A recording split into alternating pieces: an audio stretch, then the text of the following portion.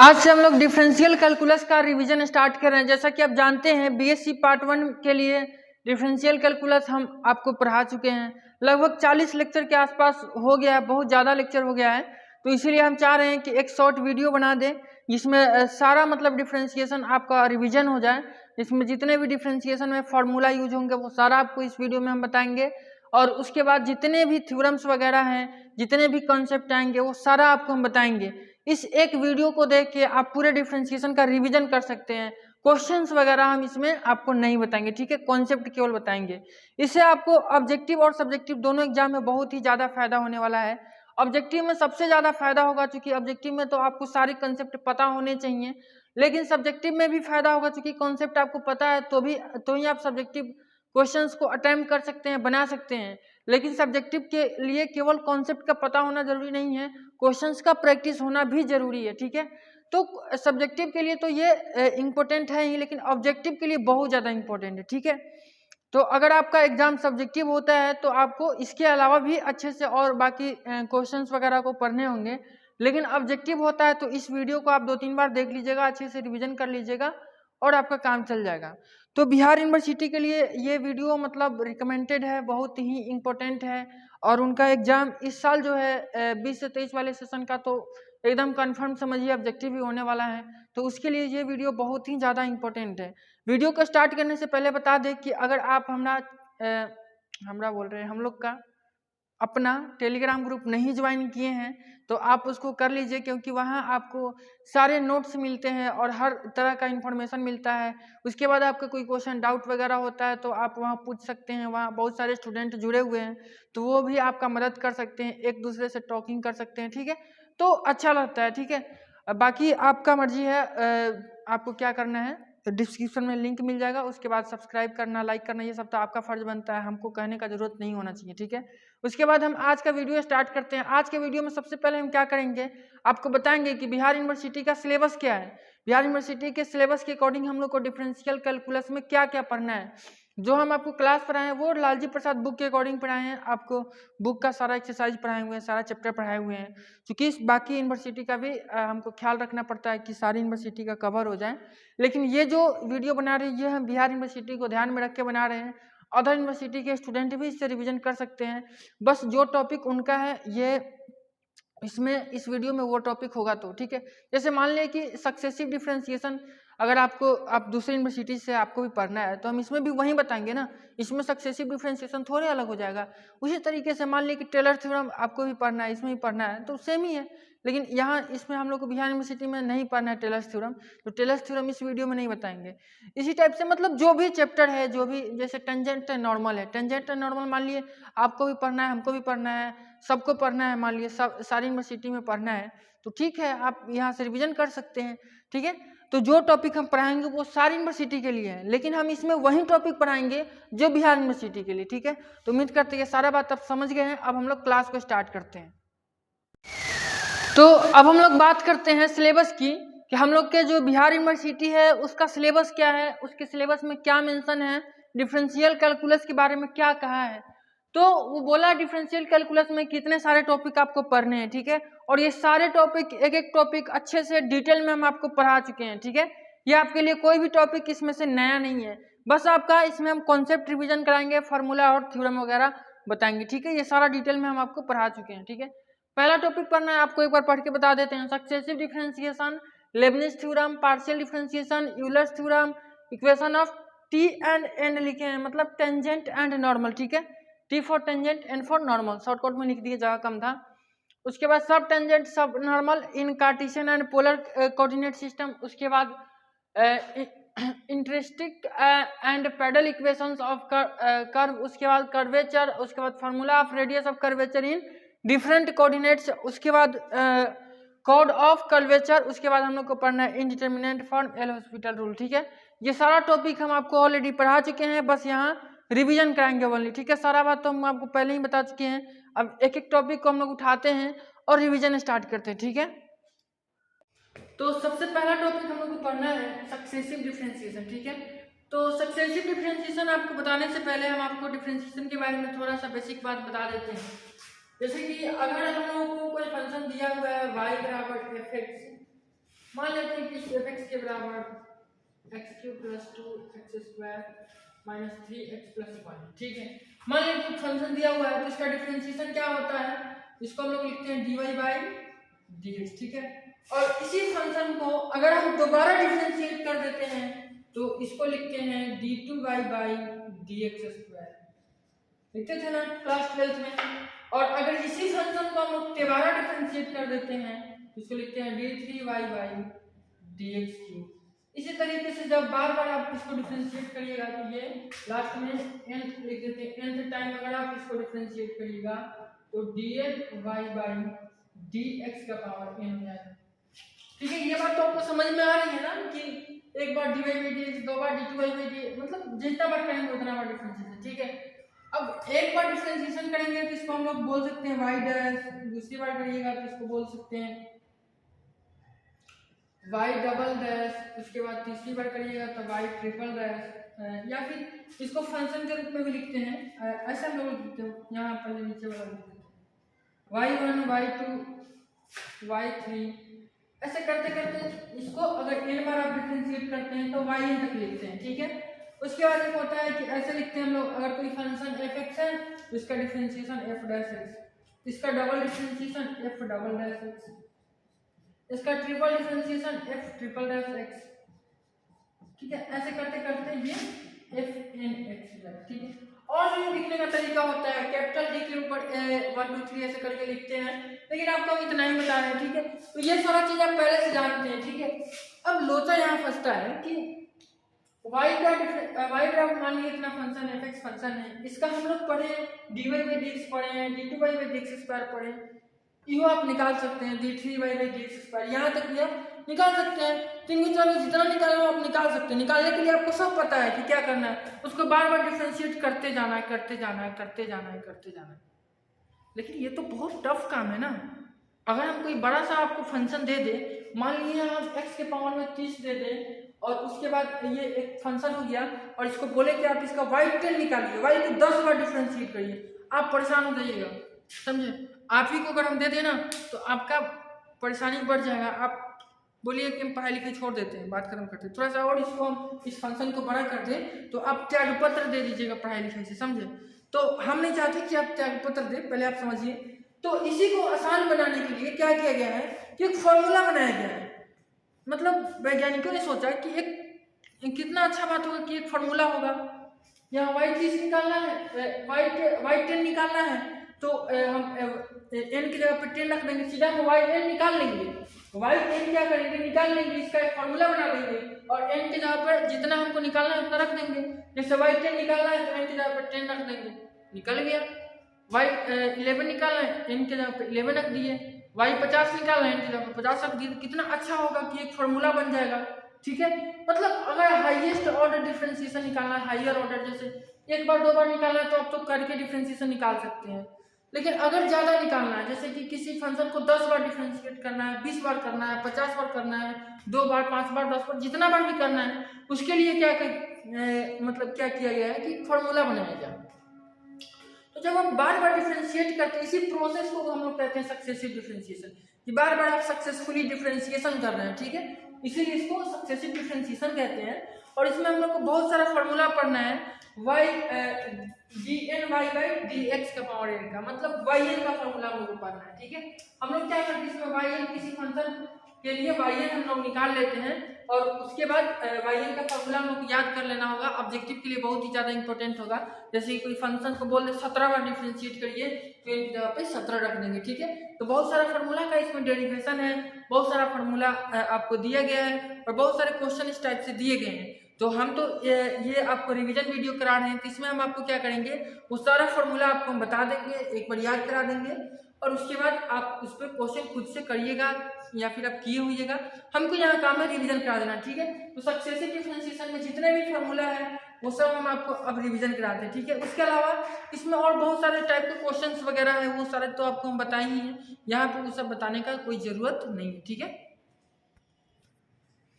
तो यही 10 से 11 फार्मूला आपको याद रखना है इस सक्सेसिव डिफरेंशिएशन में, जिसका यूज आपको आएगा। और भी कुछ फार्मूला है लेकिन वो इम्पोर्टेंट उतना नहीं है, मतलब 2-3 फार्मूला इसमें और है जो बहुत बड़ा बड़ा है, वो आपके काम का चीज़ नहीं है, ठीक है। तो इतना फार्मूला अगर आप याद रखते हैं तो आपसे सारा क्वेश्चन बनेगा। आपको हम बता देते हैं क्या क्या फार्मूला है, थोड़ा सा आप कोशिश करते हैं कि आपको याद हो जाए। एक्स के पावर एन का nth डेरिवेटिव, देखिए एक तरफ हम फंक्शन लिखे हैं और एक तरफ इसका nth डेरिवेटिव मतलब एनवा डिफरेंशिएशन लिखे हैं, yn का वैल्यू लिखे हैं, इधर भी वैसे ही किए हैं फंक्शन nth डेरिवेटिव, ठीक है। तो आपको हम एक बार याद करा देते हैं। x के पावर एक n का yn मतलब nth डेरिवेटिव होता है n का फैक्टोरियल। अब यहाँ ध्यान देने वाली बात है कि ये भी x के पावर में n है और nth टाइम ही इसको हम डिफरेंशिएशन कर रहे हैं। मतलब अगर x के पावर में 2 है और उसको 2 बार आप डिफरेंशिएट कर रहे हैं तो उस 2 का फैक्टोरियल क्या हो जाएगा, उस डिफरेंशिएशन का आंसर हो जाएगा, ठीक है। उसके बाद अगर x के पावर में m रहे, अब आपको थोड़ा सा कंफ्यूजन हो सकता है कि दोनों करके x के पावर n x के पावर m। अब यहाँ थोड़ा सा कंफ्यूजन ये है कि ये n है और ये m है। अब आपको लगेगा कि दोनों तो कांस्टेंट हैं, अरे नहीं, ये n है और ये m है। अब इसमें अंतर क्या है कि यहाँ m is equal to x के पावर m, ये अलग है और इसको n बार डिफरेंशिएट कर रहे हैं। अब आप सोचिए x के पावर 3 को आप 2 बार डिफरेंशिएट कर रहे हैं तो यहाँ n 2 है और ये पावर में 3 है और यहाँ दोनों में 2 था, ठीक है। तो दोनों चीज में थोड़ा सा डिफरेंस है, आप इसको समझ के रखिएगा। क्योंकि यहाँ x के पावर m को आप nth टाइम डिफरेंशिएट कर रहे हैं और यहाँ x के पावर n को n बार डिफरेंशिएट कर रहे हैं। इसके कहने का मतलब है कि जितना पावर में रहेगा उतना बार ही डिफरेंशिएट करना है, लेकिन इसके कहने का मतलब है कि इसके पावर में कितना भी रहे उससे मतलब नहीं है, n बार डिफरेंशिएट करना है, ठीक है। चलिए, तो x के पावर m का डिफरेंशिएशन होता है m का factorial by m minus n का फैक्टोरियल और इनटू x के पावर m माइनस n। और आपको पता है n क्या है, जितना बार हम डिफरेंशिएट कर रहे हैं वो।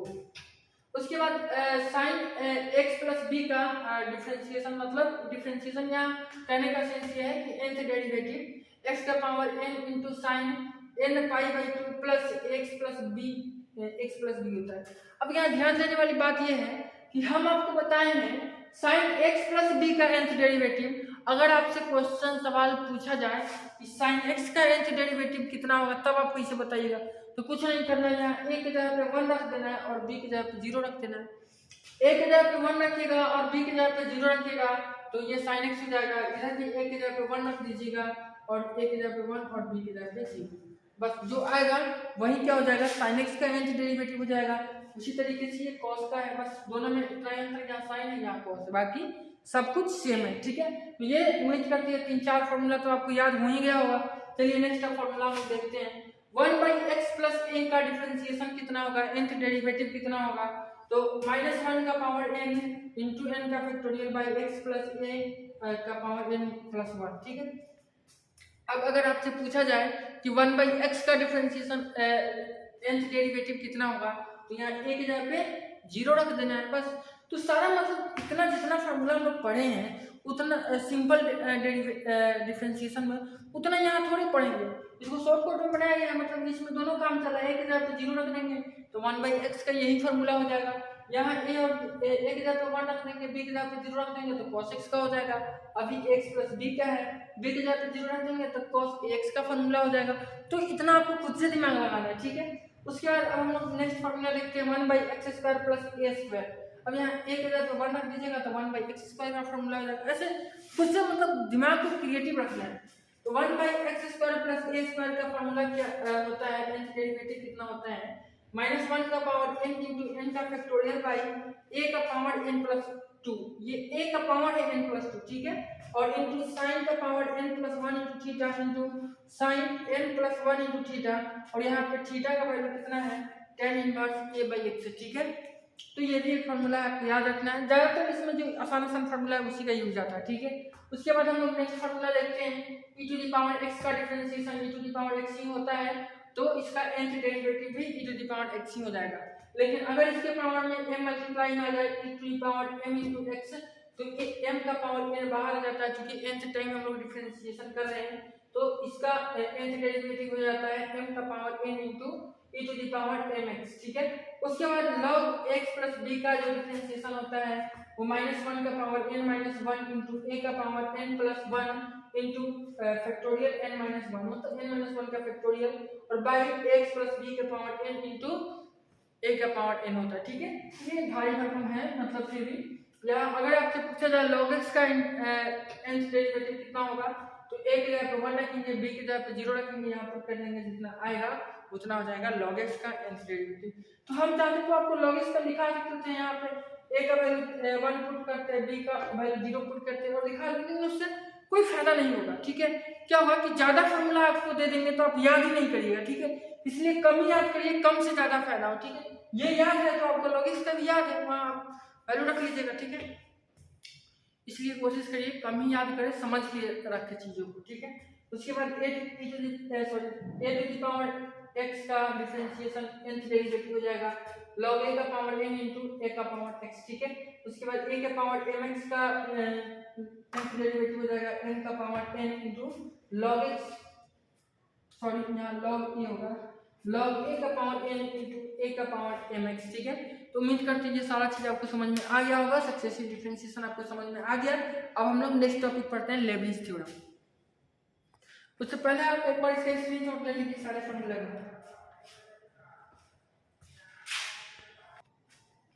नेक्स्ट टॉपिक हम लोग क्या है, लेबनिज थ्योरम, ठीक है। लेबनिज थ्योरम ये सक्सेसिव डिफरेंशिएशन से ही रिलेटेड चीज है, लेबनिज थ्योरम, ठीक है। लेबनिज वैज्ञानिक का नाम है, ठीक है, अजीब अजीब नाम रहता है, सब विदेशी सब है, ठीक है। लेबनिज थ्योरम में एक्चुअली क्या है कि ये सक्सेसिव डिफरेंशिएशन से रिलेटेड चीजें, देखिए अभी हम लोग पढ़े हैं, अभी हम लोग पढ़े हैं कि किसी फंक्शन को हम लोग nth टाइम डिफरेंशिएशन कैसे करते हैं, उसका फार्मूला वगैरह पढ़े हैं। लेकिन आप सोचिए कि आपको फंक्शन हम ये दिए थे, मान लीजिए कि फंक्शन f बराबर y बराबर sin x, तो ठीक है आप इसका y निकाल लीजिएगा। इसका फॉर्मूला हम आपको बताए थे कि मान लीजिए कि y बराबर sin x प्लस b, ठीक है। अभी हम आपको इसका फॉर्मूला बताए हैं nth डेरिवेटिव yn निकालने का, भी जस्ट फॉर्मूला बताए हैं आपको, या फिर sin x का भी आप निकाल सकते हैं, ठीक है। लेकिन अगर दे दे sin x into tan x, या फिर दे दे x y बराबर दे दे x इंटू साइन x, और बोले कि y n आप निकालिए, तो कैसे निकालिएगा। अब तो ये दो फंक्शन है ना, दो फंक्शन के प्रोडक्ट के रूप में आपको कोई फंक्शन दे दे तो उसका nth डेरिवेटिव हम लोग कैसे निकालेंगे, इसी चीज के लिए एक फॉर्मूला बनाया गया है, और इस फॉर्मूला के देने वाले का नाम था लेबनिज, और इन्हीं के नाम पे रखा गया है इस थ्योरम का नाम लेबनिज थ्योरम। इसको एक पूरा थ्योरम बनाया गया है, एक फार्मूला ही है बेसिकली। उस फार्मूला की मदद से किसी भी दो फंक्शन का हम लोग nth डेरिवेटिव निकाल सकते हैं, अगर वो दोनों फंक्शन प्रोडक्ट में दिया हुआ है। जैसे कोई फंक्शन मान लिए एक्स वाई क्या है, प्रोडक्ट में दिया हुआ है, और इसका हम लोग को nth डेरिवेटिव निकालना है कि इस एक्स वाई का nth डिफरेंशिएशन कितना होगा, तो हम लोग उसको लेबनिज थ्योरम के मदद से निकालते हैं, ठीक है। तो चलिए हम आपको लेबनिज थ्योरम का स्टेटमेंट आपको बताते हैं, प्रूफ तो बताएंगे नहीं, और समझाते हैं कैसे कैसे निकाला जाता है। लेबनिज थ्योरम कहता है कि अगर y बराबर u और v दो कोई फंक्शन है, ठीक है, तो अगर यहाँ पे अगर हम लोग को yn निकालना है तो yn का एक फार्मूला होता है, वो कौन दिया था, लेबनिज नाम का वैज्ञानिक दिया था, ठीक है, वो फार्मूला। तो आपको हम फार्मूला लिखते हैं, इस टाइप से लिखते हैं कि आपको एक बार में ही याद हो जाए, याद करने का आपको झमेला ना हो, ठीक है, इसलिए हम उस टाइप से लिख रहे हैं। तो एक चीज यहाँ पे ध्यान रखना है, फैक्टोरियल और कॉम्बिनेशन, ये चीज आपको हम थोड़ा सा बता देंगे, पहले आप यहाँ लिखिए 0c1 और प्लस लिखते हैं इसके, सॉरी nc0, उसके बाद nc1 और प्लस nc2 और plus dot dot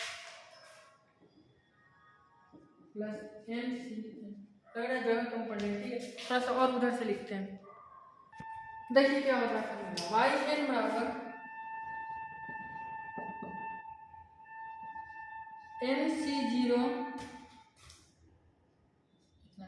plus nc1 plus NC2 plus dot dot plus NCN, ठीक है। इतना पहले लिख लेना, इतना होता है सब में ये कॉम्बिनेशन लगा रहता है, ठीक है। और सब में C के ऊपर N रहता है और नीचे में 0 1 2 3 करते करते N तक, ठीक है। इतना तो समझ में आ रहा है, इतना में कोई दिक्कत नहीं है। अब इसके बाद हम लोग क्या करते हैं, ये जो फर्स्ट फंक्शन है इसको हम लोग n टाइम डिफरेंशिएट करते हैं पहले टर्म में, ठीक है। तो ये UN हो जाएगा, दूसरे टर्म में एक बार घटा देते हैं तो ये हो जाएगा UN-1। यहाँ UN लिखने का मतलब है U का nth टाइम डिफरेंशिएशन, ठीक है। यहाँ UN-1 लिखने का मतलब है U का n-1 बार डिफरेंशिएशन, ठीक है। उसके बाद यहाँ ये हो जाता है UN-2, ठीक है।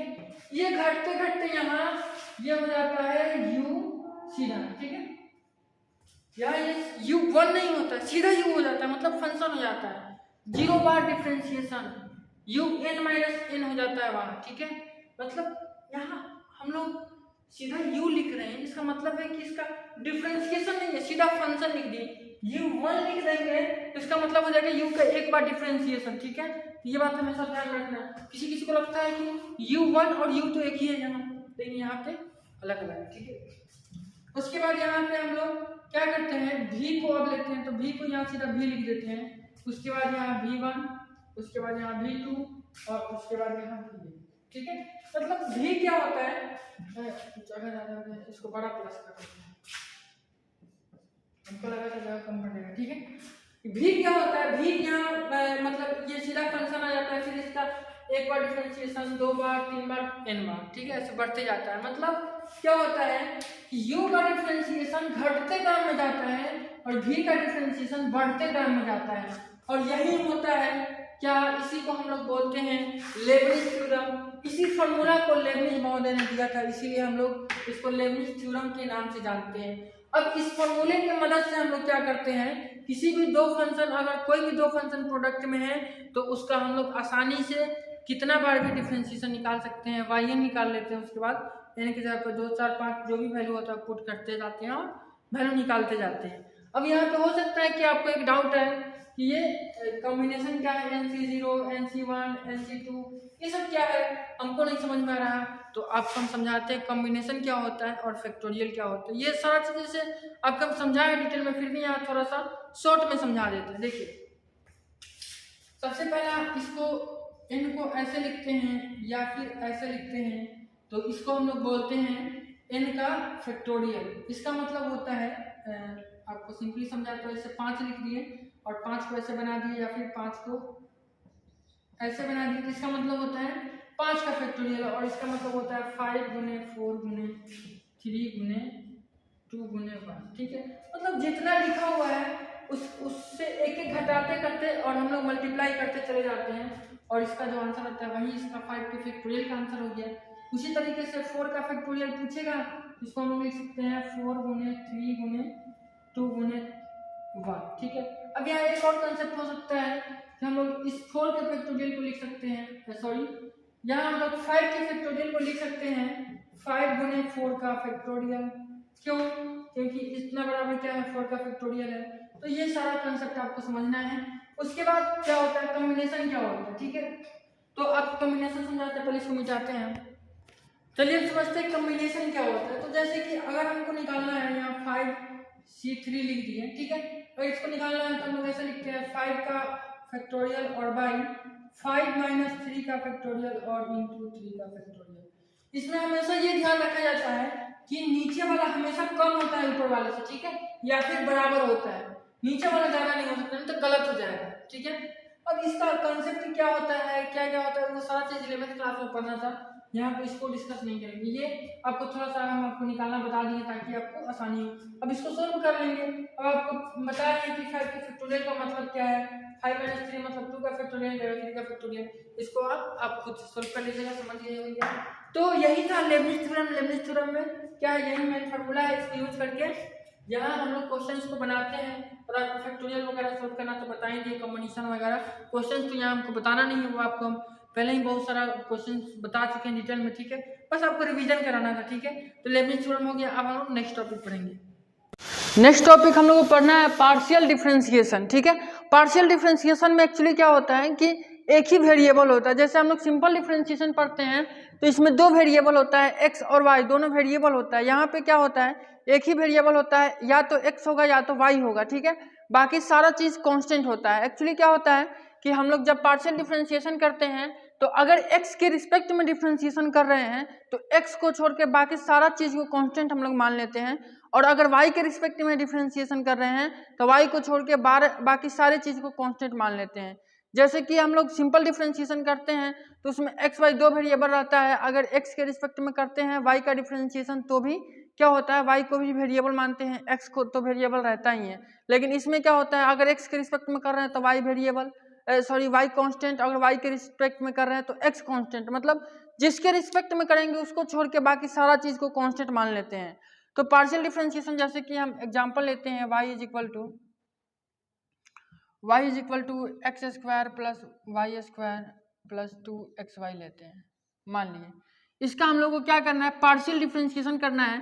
तो अगर हम लोग को सिंपल डिफरेंशिएशन करना रहता तो इसको लिखते हैं ऐसे, dy by D x is equal to, ये हो जाता एक्स के रिस्पेक्ट में एक्स स्क्वायर का डिफरेंशिएशन हो जाता 2x, और प्लस वाई स्क्वायर का हो जाता 2y, और इंटू वाई का differentiation dy by D X, और उसके बाद प्लस 2x का डिफरेंस 2 कांस्टेंट है बाहर निकल जाता, और एक्स वाई का डिफरेंशिएशन करते हैं u इंटू वी पे तो x बाहर निकलता, y का differentiation dy by D x,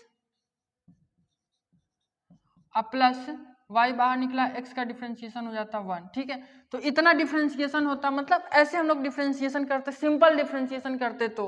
लेकिन पार्शियल डिफरेंशिएशन में क्या होता है कि अगर पार्शियल डिफरेंशिएशन में हम लोग इस y को x के रिस्पेक्ट में अगर हम लोग डिफरेंशिएट करेंगे तो इस y को भी कांस्टेंट हम लोग मान लेते हैं। ठीक है, तो चलिए अब हम आपको बताते हैं कि पार्शियल डिफरेंशिएशन कैसे करते हैं। तो पार्शियल डिफरेंशिएशन करने के लिए इसी एग्जाम्पल में हम लोग इसको y बराबर नहीं लिखे, u बराबर लिखेंगे। क्यों? क्योंकि y तो यहाँ पे कांस्टेंट हो जाएगा पार्शियल डिफरेंशिएशन के लिए, और y कांस्टेंट हो जाएगा तो फिर इसका डिफरेंशिएशन 0 हो जाएगा, तो dy बाई डी एक्स थोड़ी निकलेगा। तो यहाँ पे हम लोग क्या करते हैं, u बराबर इस फंक्शन को मानते हैं। अब हमको u का पार्शियल डिफरेंशिएशन निकालना है, तो पार्शियल डिफरेंशिएशन को कैसे लिखेंगे। अब अगर हम लिखे du बाई डी एक्स, अगर x के रिस्पेक्ट में इसको डिफरेंशिएशन करें तो du बाई डी एक्स होगा। तो क्या पार्शियल डिफरेंशिएशन को भी ऐसे ही लिखेंगे? तो नहीं, पार्शियल डिफरेंशिएशन को ऐसे लिखेंगे तो फिर इसमें और इसमें डिफरेंस ही नहीं रहेगा, अंतर ही नहीं रहेगा, पता ही नहीं चलेगा कि सिंपल डिफरेंशिएशन है कि पार्शियल डिफरेंशिएशन है। इसलिए हम लोग इसको क्या करते हैं, इसमें जो डी लिखते हैं ना उसको थोड़ा सा इसका टेढ़ा कर देते हैं, ऐसे डी लिखते हैं, डेल, इसको पढ़ते हैं del you by del x. अब इसका मतलब हुआ कि हम लोग u को, इस u फंक्शन को x के रिस्पेक्ट में, और d है से टेढ़ा घुमा हुआ है, इसका मतलब हुआ कि पार्शियली डिफरेंशिएट कर रहे हैं। u को x के रिस्पेक्ट में जब हम लोग पार्शियली डिफरेंशिएट करेंगे तो कितना होगा। तो अब इस u में x square plus Y square plus 2xy है, तो इसमें इसको हम लोग x के रिस्पेक्ट में डिफरेंशिएट कर रहे हैं, तो इसमें x को वेरिएबल मानेंगे, बाकी कुछ भी आएगा तो वो कांस्टेंट होगा। तो यहाँ x वेरिएबल है तो x का डिफरेंशिएशन कितना हो जाएगा 2x।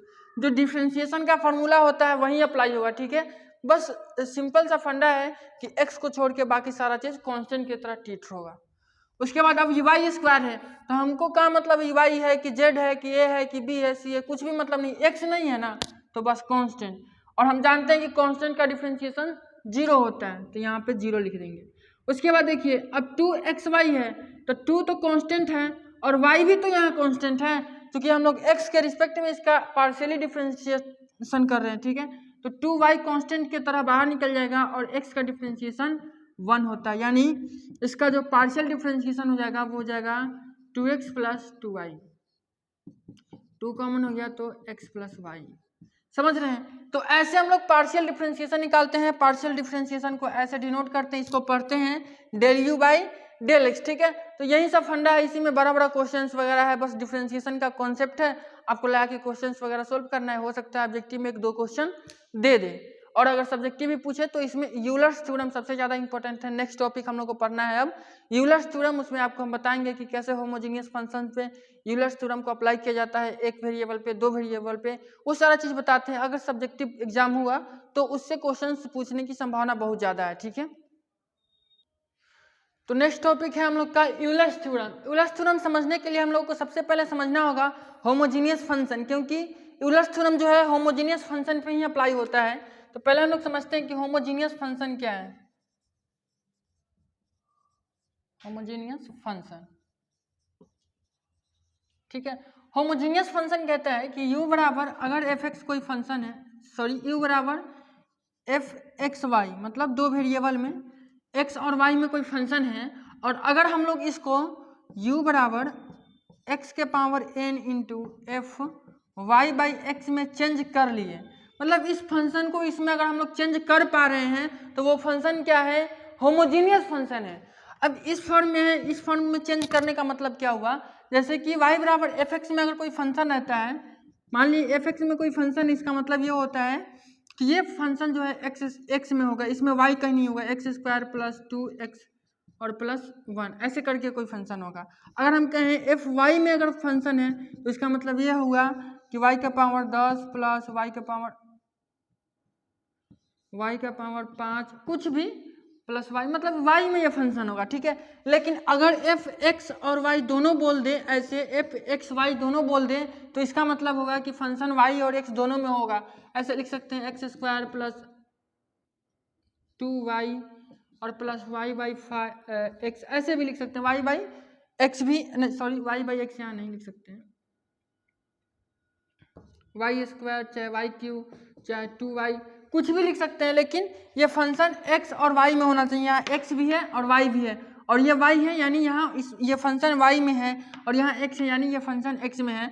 तो उसी तरीके से अगर हम लोग लिखे u बराबर एफ वाई बाई एक्स, तो इसका मतलब होगा फंक्शन y बाई एक्स में होगा, और यहाँ x का पावर n है, इसका मतलब है कि x का पावर कुछ ना कुछ होगा। x का पावर 0 भी हो सकता है, 1 भी हो सकता है, 2 भी हो सकता है, 3 भी हो सकता है, कुछ भी हो सकता है, ठीक है। तो अगर इस फंक्शन को, इस एफ एक्स वाई फंक्शन को अगर हम लोग x के power n into f y by x में चेंज कर देते हैं और वो आसानी से चेंज हो जाता है, तो हम लोग बोलेंगे कि वो फंक्शन होमोजीनियस फंक्शन है, और होमोजीनियस फंक्शन पे ही यूलर्स थ्योरम अप्लाई होता है। तो पहले हम आपको समझाते हैं कि इसको हम लोग ऐसे चेंज कैसे करते हैं, और होमोजीनियस फंक्शन आपको अच्छे से समझा देते हैं, उसके बाद समझाएंगे कि यूलर्स थ्योरम क्या है, ठीक है। पहले मिटाते हैं, एक एग्जाम्पल लेते हैं हम लोग समझने के लिए होमोजीनियस फंक्शन को। मान लेते हैं कि u बराबर x into X Q minus Y Q और by x Q plus Y Q है, ठीक है। अब क्या है कि ये किस फॉर्म में है, एफ एक्स फॉर्म में है, एक्स वाई फॉर्म में, ठीक है, क्योंकि इसमें x भी है और y भी है। लेकिन आप ये नहीं कह सकते कि ये f y by x form में है चाहे एक्स वाई वाई फॉर्म में, कहीं भी इसमें एक्स बाई वाई दिख रहा है या फिर वाई बाई एक्स दिख रहा है, भले ही पूरा के बट्टा में दिख रहा है, लेकिन एक्स के बाई में कहीं वाई दिख रहा है, चाहे वाई के बाई में कहीं एक्स दिख रहा है, नहीं दिख रहा है। तो ये फंक्शन जो है वो एक्स और वाई के फॉर्म में, ठीक है। अब हम लोग को इसको चेंज करना है वाई बाई एक्स के फॉर्म में, और यहाँ एक्स का पावर कुछ आना चाहिए n, मतलब कुछ भी 1 2 3 4 5 0 भी आ सकता है, ठीक है। तो हम लोग इसको कैसे चेंज करेंगे, सिंपल सा इसको थोड़ा सा हम लोग क्या करेंगे, सिंप्लीफाई करेंगे। यहाँ x है और इस दोनों में से क्या करते हैं, एक्स क्यू को कॉमन ले लेते हैं, तो क्या हो जाएगा, एक्स क्यू कॉमन लेंगे तो हो जाएगा 1 और माइनस हो जाएगा x Q by x Q हो जाएगा, और बाई नीचे में से भी क्या करते हैं, एक्स क्यू को हम लोग कॉमन ले लेते हैं, एक्स क्यू जब कॉमन ले लेंगे तो हो जाएगा 1 plus Y q by x q. अब ये एक्स क्यू खत्म हो गया, और इसके बाद आप ध्यान से देखिएगा तो हो जाएगा x और इंटू ये हो जाएगा ऊपर में 1 माइनस वाई बाई एक्स का होल क्यूब, और बाई नीचे में देखिए 1 प्लस वाई बाई एक्स का होल क्यूब। अब आप ध्यान से देखिएगा तो यही फंक्शन u किस फॉर्म में आ गया है, y बाई एक्स के फॉर्म में आ गया है। अब ये फंक्शन y बाई एक्स के फॉर्म में है और x के पावर n के रूप में भी है, क्योंकि यहाँ x का पावर 1 है, यानी n की जगह पे 1 है। और ये फंक्शन अब देखिए y/x के फॉर्म में, कहीं भी सिंगल x या फिर y नहीं दिख रहा है, y/x दिख रहा है, यानी हम लोग कह सकते हैं कि ये जो u फंक्शन है ये किस टाइप का फंक्शन है, तो ये होमोजीनियस फंक्शन है, ठीक है। और इसी होमोजीनियस फंक्शन पे हम लोग यूलर्स थ्योरम को अप्लाई करते हैं। तो अब हम लोग समझते हैं कि यूलर्स थ्योरम क्या है और उसको हम लोग कैसे वेरीफाई करते हैं, उसके क्वेश्चंस को कैसे सोल्व करते हैं और एग्जाम में आएगा तो कैसे बनाएंगे। उम्मीद करता हूँ होमोजीनियस फंक्शन आपको समझ में आ गया होगा। इसी तरीके से सिंप्लीफाई करके हम लोग y/x के फॉर्म में लाते हैं और x के पावर के रूप में, ठीक है, और उसको बोल देते हैं कि होमोजीनियस फंक्शन है। और एक चीज और आपको बताना है कि ये जो x के पावर में जो n दिख रहा है, ये n किस चीज को बताता है, तो n इस होमोजीनियस फंक्शन के डिग्री को बताता है। यानी ये जो होमोजीनियस फंक्शन है, ये u, ये वाला होमोजीनियस फंक्शन, इसका डिग्री कितना है, 1 है, क्योंकि x का पावर कितना आया है, 1 आया है। अगर यहाँ 2 आया रहता तो x का पावर ये 2 रहता और ये होमोजीनियस फंक्शन का डिग्री 2 रहता, ठीक है। तो ये डिग्री भी बहुत इंपॉर्टेंट है क्योंकि यूलर्स थ्योरम में इसका भी जरूरत पड़ेगा, ठीक है। तो चलिए अब हम लोग समझते हैं कि यूलर्स थ्योरम क्या कहता है। यूलर्स थ्योरम कहता है कि u बराबर f एक्स वाई कोई अगर फंक्शन है, ठीक है, u बराबर f एक्स वाई कोई फंक्शन है और ये फंक्शन किस टाइप का फंक्शन है, और ये फंक्शन होमोजीनियस फंक्शन है।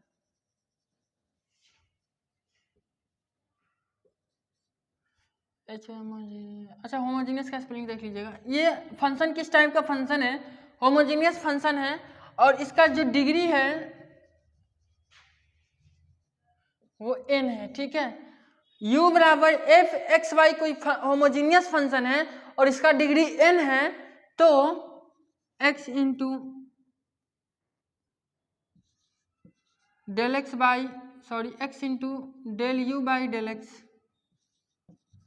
Plus y into del u by del y is equal to n into u हो जाएगा। बस सिंपल सा इसका एक फॉर्मूला है। यूलर्स थ्योरम कहता है, यूलर्स एक वैज्ञानिक का नाम है जिन्होंने ये फॉर्मूला दिया था। तो यूलर्स थ्योरम कहता है कि अगर u जो है, u f एक्स वाई में कोई फंक्शन है, x और y में कोई फंक्शन है और वो फंक्शन होमोजीनियस फंक्शन है जिसका डिग्री n है, तो x into del you by del x plus Y into del you by del y is equal to n into u हो जाएगा, जहाँ n क्या है, degree of homogeneous function u, ठीक है। तो n क्या है, होमोजीनियस फंक्शन u का डिग्री है, और एक्स वाई तो आपको पता ही है कि एक्स वाई में ये फंक्शन है, और u आपको पता ही है कि पूरा फंक्शन है, और ये del you by del x del you by del y का मतलब क्या है, पार्शियल डिफरेंशिएशन है। तो ये सारा चीज तो आप समझ ही रहे हैं। अब क्वेश्चन कैसे पूछता है, क्वेश्चन कहता है u बराबर एक फंक्शन दे देता है, कहता है कि वेरीफाई करिए कि ये फंक्शन क्या है, मतलब यूलर्स थ्योरम को वेरीफाई करिए इस फंक्शन के लिए। मान लिया कि u बराबर कोई फंक्शन दे दिया X square plus Y square, ऐसे करके अब I X square minus Y square, और इसके इंटू में मान लिया x दे दिया। अब ये होमोजीनियस फंक्शन है, ठीक है, अब ये होमोजीनियस फंक्शन है। अब मान लिया क्वेश्चन दे दिया कि u बराबर इतना, verify Euler's theorem for u बराबर इतना, ठीक है। तो आप कैसे इसको वेरीफाई करिएगा, और क्वेश्चन में बोल दे कि verify Euler's theorem for u बराबर x into x square plus Y square by x square minus Y square, ठीक है। तो कुछ नहीं करना है, बस हम लोग को क्या करना है, del you by del x निकालना है, del you by del y निकालना है, और इसमें x से मल्टीप्लाई करना है, इसमें y से मल्टीप्लाई करना है, और दोनों को जोड़ने के बाद अगर n इंटू यू आ गया तो वो क्या है, यूलर्स थ्योरम को वेरीफाई करता है। लेकिन इससे पहले हम लोग को क्या करना पड़ेगा, ये प्रूफ करना पड़ेगा कि ये जो u है ये होमोजीनियस फंक्शन है, क्योंकि यूलर्स थ्योरम होमोजीनियस फंक्शन पे ही अप्लाई होता है। और जब हम लोग इसको प्रूफ करेंगे कि होमोजीनियस फंक्शन है तो इसका डिग्री भी हम लोग n निकाल लेंगे, क्योंकि यहाँ पे u जाएगा। तो इस टाइप का क्वेश्चन आपको हम बहुत सारा करा करके बताए हुए हैं, जब डिटेल में हम आपको पढ़ा रहे थे। ये फिलहाल हम आपको रिवीजन करा रहे हैं, इसमें हम आपको क्वेश्चंस करके नहीं बताएंगे, कॉन्सेप्ट केवल हमको बताना है कि कैसे क्वेश्चंस को सॉल्व किया जाता है, क्या फार्मूला होता है, कैसे क्वेश्चन पूछेगा, ये सारा चीज बताना है, क्वेश्चंस नहीं बताना है, ठीक है। तो कुछ नहीं करना है, होमोजीनियस इसको कैसे बताना है ये तो अभी हम बता ही दिए हैं, और उसके बाद इसको कैसे वेरीफाई करना है, तो LHS बराबर RHS ला देना है, बस सिंपल सा बात है। तो उम्मीद करता है ये आपको यूलर्स थ्योरम भी समझ में आ गया होगा। अब हम लोग नेक्स्ट टॉपिक की ओर बढ़ेंगे। नेक्स्ट टॉपिक हम लोग को पढ़ना है इनडिटरमिनेंट फॉर एल हॉस्पिटल रूल। लेकिन उससे पहले एक चीज हम बताना भूल गए हैं, यूलर्स थ्योरम में जो यूलर्स थ्योरम दो वेरिएबल के लिए होता है, मतलब दो फंक्शन के लिए x और y के लिए, वो 3 वेरिएबल के लिए भी होता है, एक्स वाई जेड के लिए। तो एक्स वाई जेड के लिए कैसे होता है, X into del U, sorry D नहीं del, X into del you by del x plus Y into del you by del Y और plus Z into del Z by sorry del you by del Z, ठीक है, और is equal to N U. बस यही चीज होता है, जो 2 वेरिएबल के लिए होता था उसी तरीके से 3 वेरिएबल के लिए होगा। जो 2 वेरिएबल के लिए होमोजीनियस फंक्शन हम लोग डिफाइन किए थे उसी तरीके से 3 वेरिएबल के लिए डिफाइन करेंगे, बाकी सारा चीज सेम रहता है। बस इतना आपको बता देना था ताकि आपका कॉन्सेप्ट क्लियर है, ठीक है।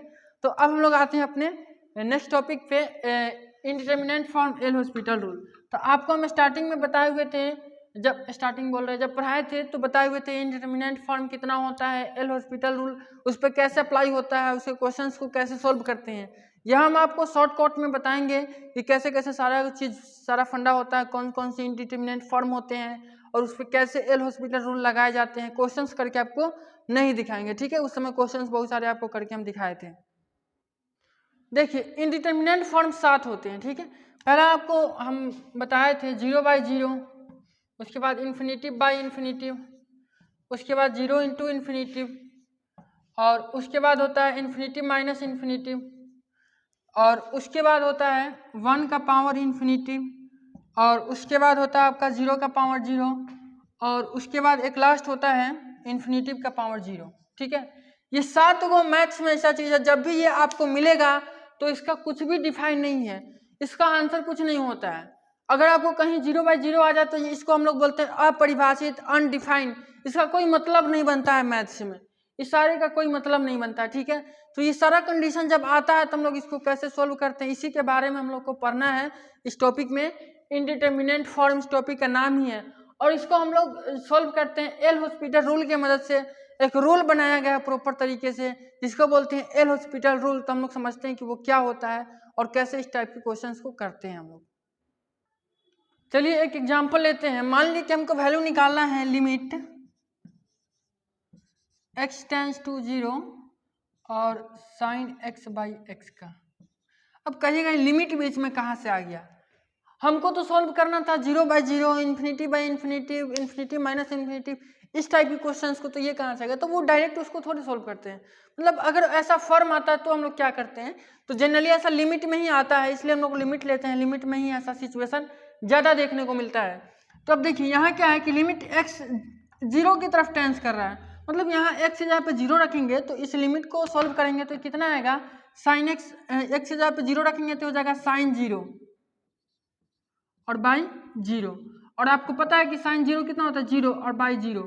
अब 0 बाई 0 आ गया इसका आंसर, मतलब इस limit sine x by x का आंसर कितना आ रहा है, 0 बाई 0 आ रहा है। और मैथ्स में 0 बाई 0 अनडिफाइन होता है, मतलब इसका वैल्यू तो अनडिफाइन हो गया। तो हम लोग इसका वैल्यू कैसे निकालेंगे, क्या 0 बाई 0 आंसर देना सही है, तो नहीं, गलत है, 0 बाई 0 आंसर दे ही नहीं सकते, ये अपरिभाषित है। तो इसी सब चीज़ों को निकालने के लिए, फाइंड आउट करने के लिए, ऐसे बहुत सारे वैल्यू होते हैं, निकालने के लिए हम लोग क्या करते हैं, एल हॉस्पिटल रूल लगाते हैं। अब एल हॉस्पिटल रूल क्या कहता है, एल हॉस्पिटल रूल कहता है कि जब भी ऐसा सिचुएशन आए आप क्या करिए, इसको डिफ्रेंशिएट करिए। और डिफ्रेंशिएट करने का मतलब ये नहीं है कि साइन एक्स बाई एक्स है तो इसको यू बाई वी पे डिफ्रेंशिएट करिए, नहीं, साइन एक्स को ऊपर ही डिफ्रेंशिएट करिए और एक्स को नीचे ही डिफ्रेंशिएट करिए। और डिफ्रेंशिएट करने के बाद इसको वैल्यू को रखिए और देखिए, अगर वैल्यू 0 बाई 0 मतलब इनडिटरमिनेंट में नहीं आ रहा है, डिफाइन है वैल्यू, तो ठीक है। और अगर फिर से इनडिटरमिनेंट में आ रहा है तो फिर से एक बार डिफ्रेंशिएट करिए, और इसी तरीके से उतना बार जब तक डिफ्रेंशिएट करते रहिए जब तक कि इसका वैल्यू इनडिटरमिनेंट से हट ना जाए, ठीक है। तो चलिए हम लोग क्या करते हैं, इसको एक आपको क्वेश्चंस वगैरह करके हम एक दिखाते हैं। क्वेश्चंस तो वैसे नहीं करना है, फिर भी यहाँ करके आपको दिखा देते हैं, सारे कंसेप्ट समझाने का प्रयास करते हैं। चलिए क्वेश्चन लेते हैं। जैसे कि मान लीजिए हमको वैल्यू निकालना है लिमिट x टेंस टू 1 और log x by x minus 1, ठीक है। अब देखिए x टेंस टू 1 है तो x के जगह पे 1 रखेंगे तो log 1 का वैल्यू कितना होता है, 0 होता है, और x माइनस 1 है मतलब 1 माइनस 1 0, यानी किस फॉर्म में है, 0 बाई 0 के फॉर्म में है, यानी जो इसका आंसर आने वाला है वो इनडिटरमिनेंट फॉर्म में आने वाला है। तो हम लोग इस पे एल हॉस्पिटल रूल अप्लाई करेंगे, तो लिख देंगे अप्लाइंग एल हॉस्पिटल रूल। इतना नहीं लिखेंगे, आपको हम बता रहे हैं, आपको जब हम बताए थे डिटेल में पढ़ा रहे थे तो सारा चीज़ एक एक लाइन करके बताए थे, यहाँ शॉर्टकट में आपको बताएंगे, ठीक है। तो अब हम लोग क्या करते हैं, इसको ऊपर नीचे अलग अलग, ऊपर का ऊपर ही डिफ्रेंशिएशन और नीचे का नीचे ही डिफ्रेंशिएशन कर देते हैं अलग अलग। तो चलिए इसका डिफ्रेंशिएशन कर देते हैं। तो लिमिट सेम टू सेम रहेगा, x टेंड्स टू 1, और लॉग एक्स का डिफ्रेंशिएशन 1/x हो जाएगा, और बाई और x का डिफ्रेंशिएशन 1 होता है और 1 का डिफ्रेंशिएशन 0 यानी 1 हो जाएगा, यानी ये हो जाएगा लिमिट x टेंड्स टू 1 और ये हो जाएगा 1/x, ठीक है, सॉरी बराबर थोड़ी होगा, हो जाएगा 1/x। अब देखिए x के जगह पे 1 रखेंगे तो 1/1 कितना हो जाएगा, 1, यानी इसका आंसर 1 हो जाएगा। अब जो इसका आंसर 1 आया है वो इनडिटर्मिनेंट फॉर्म में थोड़े है, ये तो डिटर्मिनेंट फॉर्म में है, 1 तो अपरिभाषित थोड़े है, ठीक है, तो इसका आंसर 1 हो गया। लेकिन अगर फिर से ही 0/0 फॉर्म में आ जाता तो हम लोग फिर से एक बार और इसका डिफ्रेंशिएट करते, अगर फिर से आ जाता तो एक बार और करते, जितना जब तक ये इनडिटर्मिनेंट फॉर्म से हटेगा नहीं, 0/0 फॉर्म से हटेगा नहीं, तब तक हम लोग इसको छोड़ेंगे नहीं, डिफ्रेंशिएट करते रहेंगे। अब बात आता है कि अगर इन्फिनिटिव बाई इन्फिनिटिव फॉर्म में रहेगा तो क्या करेंगे, तो भी वही करेंगे। अगर इन्फिनिटिव बाई इन्फिनिटिव फॉर्म में रहेगा तो भी हम लोग डिफ्रेंशिएट करेंगे और एल हॉस्पिटल रूल लगाते जाएंगे, ठीक है, और उसके बाद इसका आंसर ला देंगे, लास्टली कभी ना कभी तो आ ही जाएगा, जनरली 2-3 बार करने के बाद आ जाता है, ठीक है। लेकिन बात कहता है यहाँ एल हॉस्पिटल रूल कहता है कि अगर 0/0 और इन्फिनिटी बाई इन्फिनिटी फॉर्म में है तभी आप एल हॉस्पिटल रूल अप्लाई कर सकते हैं। लेकिन अगर क्वेश्चन दे दे इन्फिनिटिव माइनस इन्फिनिटिव फॉर्म में, इन्फिनिटिव का पावर 0 फॉर्म में, 0 का पावर 0 फॉर्म में, बाकी अदर फॉर्म में दे दे, तो आपको क्वेश्चंस को कैसे सॉल्व करना है, तो कुछ नहीं करना है, क्वेश्चंस जिस फॉर्म में दिया है उसको चेंज कर देना है 0/0 फॉर्म में या फिर इन्फिनिटी बाई इन्फिनिटी फॉर्म में, और इस टाइप से देता ही क्वेश्चन है कि चेंज हो जाता है, ठीक है। तो चेंज करके उस पर एल हॉस्पिटल रूल हम लोग लगाते हैं और उसके बाद उसको डिफ्रेंशिएट करते करते हम लोग क्वेश्चन को सॉल्व कर लेते हैं। तो एक अदर टाइप का हम बता देते हैं, बाकी आप खुद से समझ जाइएगा। देखिए ये जो 7 इनडिटर्मिनेंट फॉर्म है ना, इसको हम लोग 3 टाइप से बांट सकते हैं। जैसे कि पहले टाइप हम लोग 0/0 और इन्फिनिटी बाई इन्फिनिटी को रख सकते हैं, ठीक है, और ये पहला टाइप हो गया, और इस पे हम लोग डायरेक्ट एल हॉस्पिटल रूल लगाते हैं। एल हॉस्पिटल रूल इसी के लिए बना ही है। और दूसरा जो टाइप है उसमें हम लोग रखेंगे इन्फिनिटी माइनस इन्फिनिटिव और 0 को, ठीक है। और जो तीसरा टाइप होगा उसमें हम लोग पावर वाले को रखेंगे, 0 का पावर 0, 1 का पावर इन्फिनिटिव और इन्फिनिटिव का पावर 0, ठीक है। तो ये 3 टाइप का हम लोगों के पास इनडिटर्मिनेंट फॉर्म है, ठीक है। और इस टाइप 1 जो है इसी पे केवल एल हॉस्पिटल रूल अप्लाई होता है, इसी पे, बाकी ये 2 पे अप्लाई नहीं होता है। तो हम लोग क्या करते हैं, क्वेश्चन को सोल्व करने के लिए इस पे L hospital rule direct apply कर देते हैं, ठीक है। इसको क्या करते हैं, इसमें पहले चेंज करते हैं और उसके बाद इस पे एल हॉस्पिटल रूल अप्लाई करते हैं, और इसको भी ऐसे ही करते हैं, इसको इसमें चेंज करते हैं और उसके बाद एल हॉस्पिटल रूल अप्लाई करते हैं। लेकिन ये बहुत ही आसानी से चेंज हो जाता है और इसको चेंज करने के लिए थोड़ा तामझाम चाहिए, ठीक है।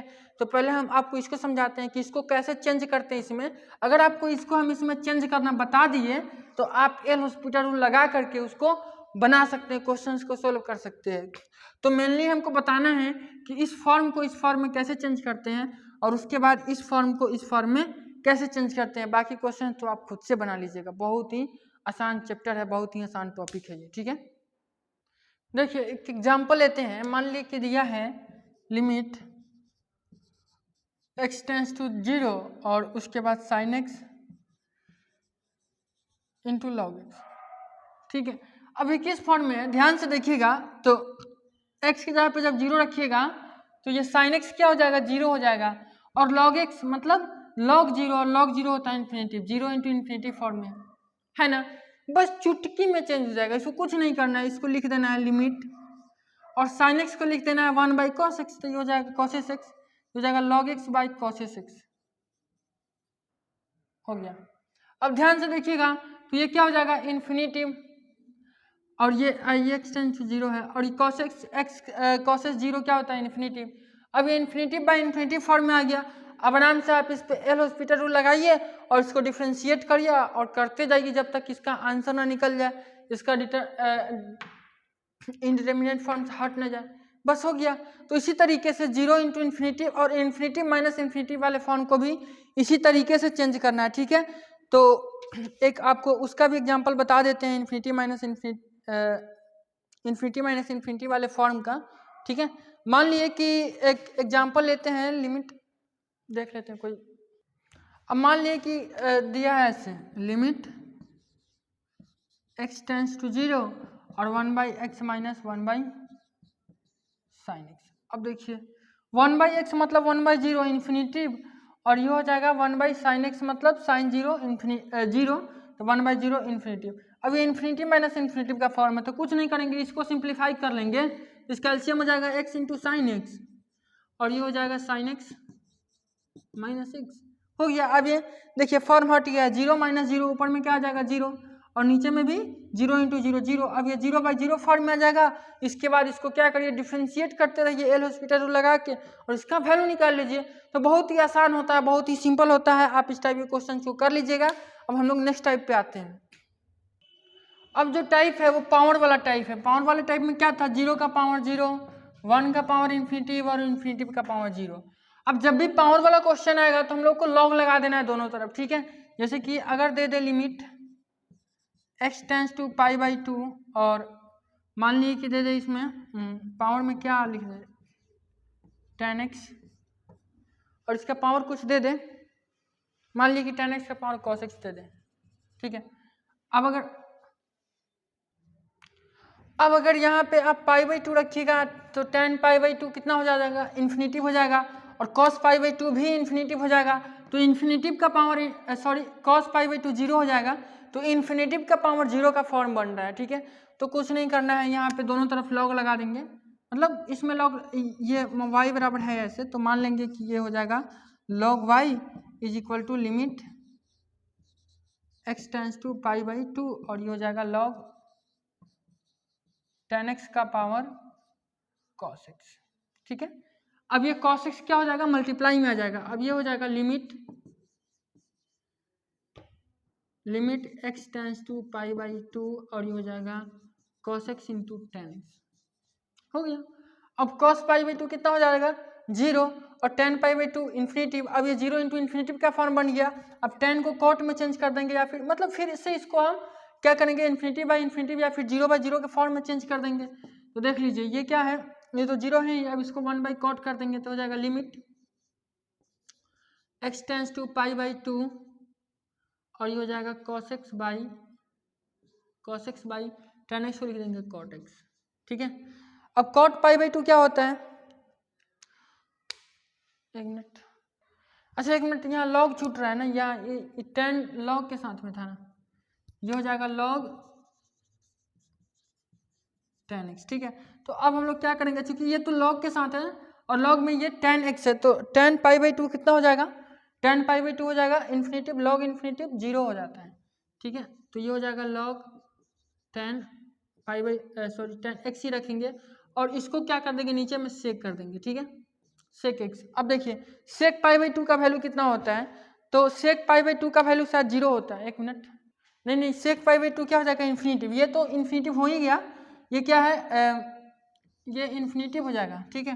क्योंकि tan क्या है, tan x है और यहाँ x π/2 की तरफ टेंस कर रहा है, तो tan π/2 कितना होता है, इन्फिनिटिव होता है और इन्फिनिटिव का log इन्फिनिटिव हो जाएगा और बाई ये सेक x भी इन्फिनिटिव होता है। तो इन्फिनिटी बाई इन्फिनिटी फॉर्म में अब ये आ गया और इस पर अब हम लोग एल हॉस्पिटल रूल अप्लाई करके इसको डिफ्रेंशिएट करते जाएंगे जब तक कि इंडिटरमिनेंट फॉर्म से ये हट ना जाए, ठीक है।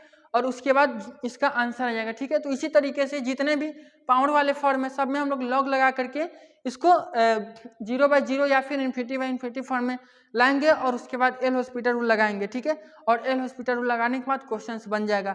तो इस टॉपिक में यही सारा कंसेप्ट था, इतना ही कंसेप्ट था। इतना अगर आपको याद है तो सारा क्वेश्चंस बनेगा, चाहे ऑब्जेक्टिव हो चाहे सब्जेक्टिव हो। अब हम लोग आते हैं नेक्स्ट टॉपिक पे।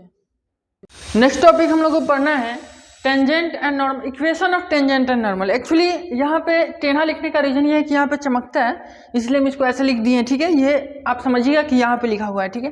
Equation of tangent and normal next topic हम लोग को पढ़ना है। टेंजेंट एंड नॉर्मल क्या होता है सबसे पहले हम आपको ये बताएंगे, उसके बाद इसका इक्वेशन क्या होता है ये बताएंगे और कैसे इससे सवाल आ सकते हैं, कैसे क्वेश्चन पूछता है, ये सारा चीज़ बताएंगे। तो टेंजेंट नॉर्मल होता क्या, सबसे पहले ये समझिए। तो इसका हिंदी बता देते हैं पहले। टेंजेंट का मतलब होता है स्पर्श और नॉर्मल का मतलब होता है अभिलंब। मतलब टेंजेंट मतलब होता है स्पर्श रेखा और नॉर्मल मतलब होता है अभिलंब। ये आप बचपन से पढ़ते आ रहे हैं। स्पर्श रेखा किसी कर्व को स्पर्श करते हुए गुजरने वाली रेखा। मतलब अगर ये मान लिया कोई कर्व है और इसको ऐसे स्पर्श करते हुए कोई लाइन गुजर जाती है तो इसी को हम लोग बोलते हैं टेंजेंट। ठीक है, तो सिंपल बात है। कोई कर्व है, मान लीजिए कि y बराबर fx कोई कर्व है ये, और ये लाइन मान लीजिए कि ये p है और ये t है pt। अगर ये लाइन pt इस कर्व को स्पर्श करते हुए जा रही है तो ये pt क्या है, इस कर्व पर टेंजेंट है। अब टेंजेंट एक कर्व पे कोई जरूरी नहीं है एक ही होगा, बहुत सारा हो सकता है अलग अलग पॉइंट पे। ये जो टेंजेंट है ये इस p पॉइंट पे टच कर रही है कर्व को। अब हो सकता है कि एक हम टेंजेंट यहाँ ले लें जो इस q पॉइंट को स्पर्श करे, जैसे कि ये भी एक टेंजेंट है जो इस q पॉइंट को स्पर्श कर रहा है। उसी तरीके से यहाँ भी हम लोग ड्रॉ कर सकते हैं टेंजेंट। यहाँ भी इस कर्व पे जितने भी पॉइंट है हर एक पॉइंट पे हम लोग टेंजेंट ड्रॉ कर सकते हैं। तो एक कर्व के अनेक टेंजेंट हो सकते हैं, इसीलिए हम लोग को स्टडी करना है टेंजेंट्स। देख रहे हैं एस लगा हुआ है, ठीक है। तो ये टेंजेंट्स का मतलब टेंजेंट का इक्वेशन क्या होता है ये हम लोग को सीखना है। उसके बाद बात आता है नॉर्मल का। तो नॉर्मल क्या है, तो नॉर्मल कुछ नहीं, ये जो कर्व होता है इस पे एक टेंजेंट होता है। मान लीजिए कि ये एक टेंजेंट है, ठीक है। अब इस टेंजेंट के परपेंडिकुलर एक लाइन हम लोग ड्रॉ करेंगे तो उसको नॉर्मल बोलते हैं। नॉर्मल हमेशा टेंजेंट के परपेंडिकुलर होता है। तो आप बताइए कि कर्व, किसी एक कर्व पे बहुत सारा टेंजेंट हो सकता है तो बहुत सारा नॉर्मल भी हो सकता है, क्योंकि जितने टेंजेंट होंगे उतने पे हम लोग क्या करेंगे, परपेंडिकुलर लाइन ड्रॉ करेंगे और वो सारा परपेंडिकुलर लाइन क्या होगा, नॉर्मल कहलाएगा। तो किसी कर्व के हर एक पॉइंट के लिए टेंजेंट अलग अलग होता है, और जब टेंजेंट अलग अलग होगा तो उस पॉइंट का नॉर्मल भी अलग अलग होगा। तो नॉर्मल क्या होता है, टेंजेंट क्या होता है, ये आपको समझ में आ गया होगा। अब हम लोग समझेंगे कि इसका इक्वेशन क्या होता है। तो चलिए अब हम लोग समझते हैं कि टेंजेंट का इक्वेशन क्या होता है। तो टेंजेंट का इक्वेशन निकालने के लिए सबसे पहले एक हम फिगर आपको ड्रॉ करके दिखाते हैं। मान लेते हैं कि ये कर्व है और इस कर्व पे ये क्या है, एक टेंजेंट है, ठीक है। तो ये टेंजेंट जो है इस कर्व को किसी न किसी पॉइंट पे टच करेगा। तो मान लेते हैं कि पी पॉइंट पे टच कर रहा है। इस कर्व का नाम मान लीजिए कि y बराबर fx है, कुछ भी नाम है छोड़िए। अब इस पी पॉइंट पे ये टच कर रहा है तो इस टेंजेंट का इक्वेशन क्या होगा। और अगर हम मानते हैं कि इसी कर्व के किसी q पॉइंट पे ये कर्व को टच कर रहा है तो इसका इक्वेशन क्या होगा। तो दोनों का इक्वेशन सेम नहीं होगा, दोनों का इक्वेशन इस केस में अलग अलग होगा। जैसे कि मान लेते हैं कि इसका कोऑर्डिनेट xy है और इसका मान लेते हैं ab है, ठीक है। तो इस वाले टेंजेंट का इक्वेशन क्या होगा और इस वाले टेंजेंट का इक्वेशन क्या होगा, जबकि हम ये मान के चलते हैं कि ये जो है कर्व क्या है, y बराबर fx है। कर्व क्या है, दोनों में सेम है, y is equal to fx, capital Y x है, ठीक है। क्योंकि x y को स्मॉल यहाँ ले चुके हैं और ये भी है y बराबर fx, ठीक है।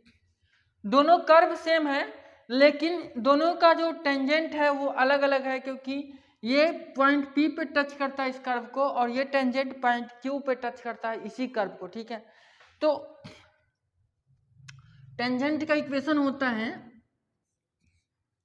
यहाँ पे, चूंकि capital Y is equal to f sorry capital x है। मतलब ये कैपिटल एक्स वाई में क्या है, फंक्शन है, कर्व का जो इक्वेशन है वो कैपिटल एक्स और कैपिटल वाई में है, और पॉइंट क्या है, एक्स वाई में है, स्मॉल एक्स और स्मॉल वाई में। तो ये हो जाएगा capital Y minus small Y is equal to D Y by D X, या स्मॉल वाई होता है, ठीक है, D Y by D X और into capital x minus small x, ठीक है। तो इस टेंजेंट का ये इक्वेशन हुआ, ठीक है।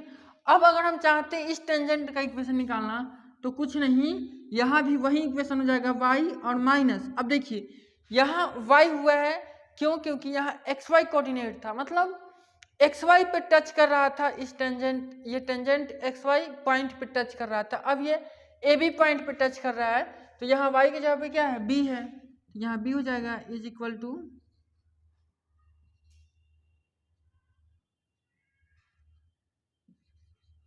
dy by D x into, अच्छा एक मिनट, यहाँ d a sorry d b by d a हो जाएगा, ए बी भी यहाँ वेरिएबल है, ठीक है, और into x minus y, sorry capital x minus ये हो जाएगा ए, ठीक है। ऐसे कुछ होगा इसका इस टेंजेंट का इक्वेशन, ठीक है।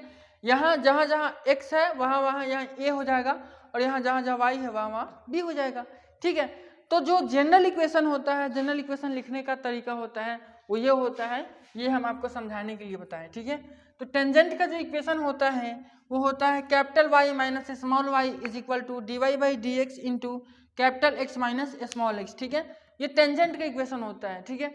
अब इसी इक्वेशन के मदद से हम लोग सवाल इसका क्वेश्चंस वगैरह बनाते हैं।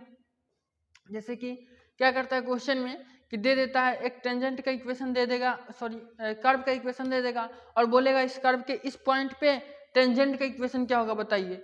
तो कर्व का इक्वेशन दे ही देगा और पॉइंट दे ही देगा, तो आप टेंजेंट का इक्वेशन निकाल लीजिएगा। बहुत ही सिंपल है, यहाँ पॉइंट का वैल्यू x और y का वैल्यू रख देंगे और कर्व जो है वो यहाँ पे रख देंगे, d Y by D x निकाल लेंगे और यहाँ वैल्यू पुट कर देंगे, ठीक है। ये सारा चीज़ क्वेश्चंस वगैरह कैसे करना है हम आपको क्वेश्चंस करा के बताए हुए हैं, जब डिटेल में पढ़ा रहे थे। ये तो रिवीजन है, इसमें केवल फार्मूला वगैरह ही हम बताएंगे, ये कंसेप्ट वगैरह ही बताएंगे, ठीक है। तो अब हम लोग आते हैं नॉर्मल की इक्वेशन पे। अब मान लेते हैं इसी कर्व पे, इसी टेंजेंट पे एक परपेंडिकुलर ऐसे ड्रॉ कर दें तो हम लोग इसको नॉर्मल बोलते हैं, आपको बताई थी, ठीक है। तो इस नॉर्मल का इक्वेशन क्या होगा, मान लेते हैं एन है नॉर्मल, इसको टी मान लेते हैं, ठीक है। तो इस नॉर्मल का इक्वेशन, ये इक्वेशन ऑफ टी मतलब टेंजेंट इज, ठीक है। और उसी तरीके से इक्वेशन ऑफ एन इज मतलब नॉर्मल इज, ठीक है। नॉर्मल का जो इक्वेशन होता है वो होता है X minus capital x minus small X और plus capital Y minus small Y और into D Y by D x is equal to 0। ये क्या होता है, नॉर्मल का इक्वेशन होता है, ठीक है। बस ये थोड़ा सा इसमें चेंज होता है, ये टेंजेंट में और ये नॉर्मल में, बाकी आपको याद रखना है, ठीक है। ये इक्वेशन जितना होता है उतना याद रखना है। कैसे होता है इक्वेशन आपको हम सारा चीज़ बताए हुए थे जब डिटेल में पढ़ा रहे थे, ठीक है। यहाँ पे तो खाली रिविजन कराना है। तो ये टेंजेंट का इक्वेशन होता है, ये नॉर्मल का इक्वेशन होता है, और इसी से हम लोग क्वेश्चन वगैरह बनाते हैं। और टेंजेंट क्या होता है, नॉर्मल क्या होता है, ये तो आपको हम बता ही दिए। अब हम लोग थोड़ा सा इसको और अच्छे से समझने के लिए, क्या और अच्छे से क्या मतलब, सिलेबस में तो यही मेंशन किया गया है, equation of tangent and normal, ठीक है। तो इससे क्वेश्चंस वगैरह भी आ सकते हैं जो आपको हम पढ़ाए हैं, बस यहाँ रिवीजन करा दिए हैं ऑब्जेक्टिव व्यू से और सब्जेक्टिव व्यू से भी। लेकिन थोड़ा सा पोलर कोऑर्डिनेट सिस्टम में बता देते हैं आपको कि पोलर कोऑर्डिनेट सिस्टम में टेंजेंट एंड नॉर्मल का इक्वेशन क्या होता है। नहीं पढ़ना है इसका इक्वेशन, हम लोग को पोलर फॉर्म में नहीं पढ़ना है, बुक में भी नहीं दिया हुआ है, बेकार में टाइम बर्बाद करने से कोई फायदा नहीं है। हम लोग को ये एक चीज़ पढ़ना है कि length of tangent and normal, length of सब टेंजेंट एंड सब नॉर्मल। तो यहाँ पहले हम लोग length of tangent and normal पढ़ लेते हैं, सब टेंजेंट और सब नॉर्मल अभी पढ़ेंगे थोड़ा देर में। लेकिन ये चीज़ सिलेबस में लिखा हुआ नहीं है कि length of tangent and normal, लेकिन लिखा हुआ equation of tangent and normal, तो इसमें सब चीज़ पढ़ लेना ही उचित है, क्या पता क्वेश्चन आ जाए तो length of tangent and normal, ठीक है। तो लेंथ ऑफ टेंजेंट क्या होता है, लेंथ ऑफ नॉर्मल क्या होता है, पहले हम लोग ये सीखते हैं, उसके बाद सब टेंजेंट एंड सब नॉर्मल तो टॉपिक है ही पढ़ना।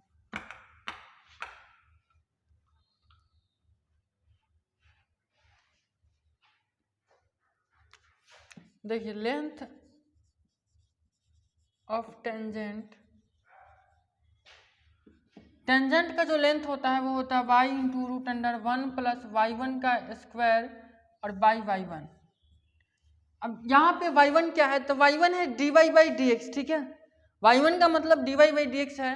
तो लेंथ ऑफ टेंजेंट का जो लेंथ होता है वो y into root under 1 plus dy by dx का whole square by dy by dx होता है, ठीक है। और dy बाई dx यहाँ शॉर्टकट में y1 लिखे हैं, ठीक है। तो जब भी लेंथ ऑफ टेंजेंट निकालना होगा तो हम लोग क्या निकालेंगे, dy बाई dx निकाल लेंगे, y तो क्वेश्चन में दिया रहता है, और इस फार्मूला को अप्लाई करके सिंप्लीफाई कर देंगे, निकल जाएगा। अब हम लोग देखते हैं कि नॉर्मल का लेंथ क्या होता है। लेंथ ऑफ नॉर्मल, तो नॉर्मल का लेंथ होता है y into root under 1 plus y1 square. ठीक है, मतलब यही चीज होता है, बाई में y1 नहीं रहता है। ठीक है, तो ये तो और भी आसान है। तो टेंजेंट एंड नॉर्मल का लेंथ क्या होता है ये आपको बता दिए। अब लेंथ का मतलब क्या होता है समझ लीजिए सीधा। ये मान लीजिए कर्व है, यहाँ से हम एक टेंजेंट खींचे, ठीक है, टेंजेंट ड्रॉ किए। अब पूछेगा ये जो टेंजेंट ये लाइन है इसका लंबाई कितना है, लेंथ कितना है, तो लेंथ निकालने का यही फॉर्मूला होता है। और इस पे जो नॉर्मल खींचा गया उसका लेंथ कितना है, तो इसको निकालने का ये फॉर्मूला होता है। बस यही चीज़ है, इसमें बहुत बड़ा कोई कंसेप्ट तो हाथी घोड़ा है नहीं। तो उम्मीद करते हैं ये आपको समझ में आ गया होगा। अब हम लोग नेक्स्ट टॉपिक पे चलते हैं, सब टेंजेंट एंड सब नॉर्मल। इसको हम लोग को पोलर फॉर्म में भी पढ़ना है और इस फॉर्म में कार्टेशियन फॉर्म में भी पढ़ना है, दोनों फॉर्म में पढ़ना है, लेंथ भी पढ़ना है। तो सबको एक एक करके हम लोग सीखते हैं। चलिए अब समझते हैं कि सब टेंजेंट क्या होता है, सब नॉर्मल क्या होता है। क्योंकि नेक्स्ट टॉपिक हम लोग का यही है, सब टेंजेंट और सब नॉर्मल का मतलब इसका इक्वेशन हम लोग को नहीं पढ़ना होता है, रीजन हम बता रहे हैं, इसका लेंथ पढ़ना होता है। जैसे कि क्या होता है पहले समझिए, उसके बाद समझ आएगा। जैसे कि ये कोई कर्व है, ठीक है, और उस पर हम लोग क्या करते हैं कि ये टेंजेंट ड्रॉ कर दिए, ठीक है, एक नॉर्मल ड्रॉ कर दिए। एक यहाँ पे हम लोग एक्सिस भी बना लेते हैं, ये एक्स एक्सिस है और ये वाई एक्सिस है, ठीक है, ये ओरिजिन है और ये एक्स एक्सिस है, ये वाई एक्सिस है। अब आप एक बात बताइए कि हम आपको बताए हैं, अच्छा ये y बराबर एफ एक्स कोई कर्व है, नाम भी दे दिए, मान लीजिए कि पॉइंट P भी है। अब हम आपको बताए हैं कि ये जो टेंजेंट है इसके परपेंडिकुलर जो लाइन खींचा जाता है उसको नॉर्मल बोलते हैं। तो ये थोड़ी ना बताएं कि परपेंडिकुलर इसके ऊपर होगा या नीचे होगा। अरे परपेंडिकुलर तो इसके नीचे भी हो सकता है, ऊपर भी हो सकता है, तो नीचे भी हो सकता है परपेंडिकुलर ऐसे, ठीक है, मान लिया ऐसे हो, थोड़ा टेढ़ा हो गया, आप सीधा समझिएगा। और इस एक्स एक्सिस को थोड़ा सा और हम बड़ा कर दें, यहाँ ऐसे कर दें एक्स एक्सिस, और इसको थोड़ा सा और बड़ा कर दें, तो अब क्या होता है कि यहाँ से हम लोग एक परपेंडिकुलर ड्रॉ कर देते हैं, ठीक है। तो अब देखिए ये इसको हम लोग मान लेते हैं T, और ये जो पॉइंट है ये तो इसका नाम पहले से P रखा गया है, और इसको मान लेते हैं N। अब यहाँ पे देखने वाली बात ये हो जाती है कि और इसका कुछ नाम दे देते Q। अब ये जो QT है, ये QT है, ये टेंजेंट को बनाने में हेल्प कर रहा है। अब आप देखिएगा ये क्या है, 90 डिग्री एंगल है, तो ये ट्रेंगल बन रहा है PQT। PQT में ये जो PT को बनाने वाली काम कर रही है, ये कौन सा काम कर रहा है, ये TQ और PQ मिल के PT को बना रहा है। अगर हम लोग कहीं पे ऐसे राइट एंगल ड्रॉ करते हैं तो ये दोनों लाइन मिलके क्या बनाता है, इसको बनाता है। मतलब ये हाइपोटेनस को बनाने में ये लंब और कर्ण का हाथ रहता है। तो इसी तरीके से टेंजेंट को बनाने में TQ का हाथ है, इसका भी वैसे है, लेकिन TQ का भी है। तो इस TQ को हम लोग बोलते हैं सब टेंजेंट,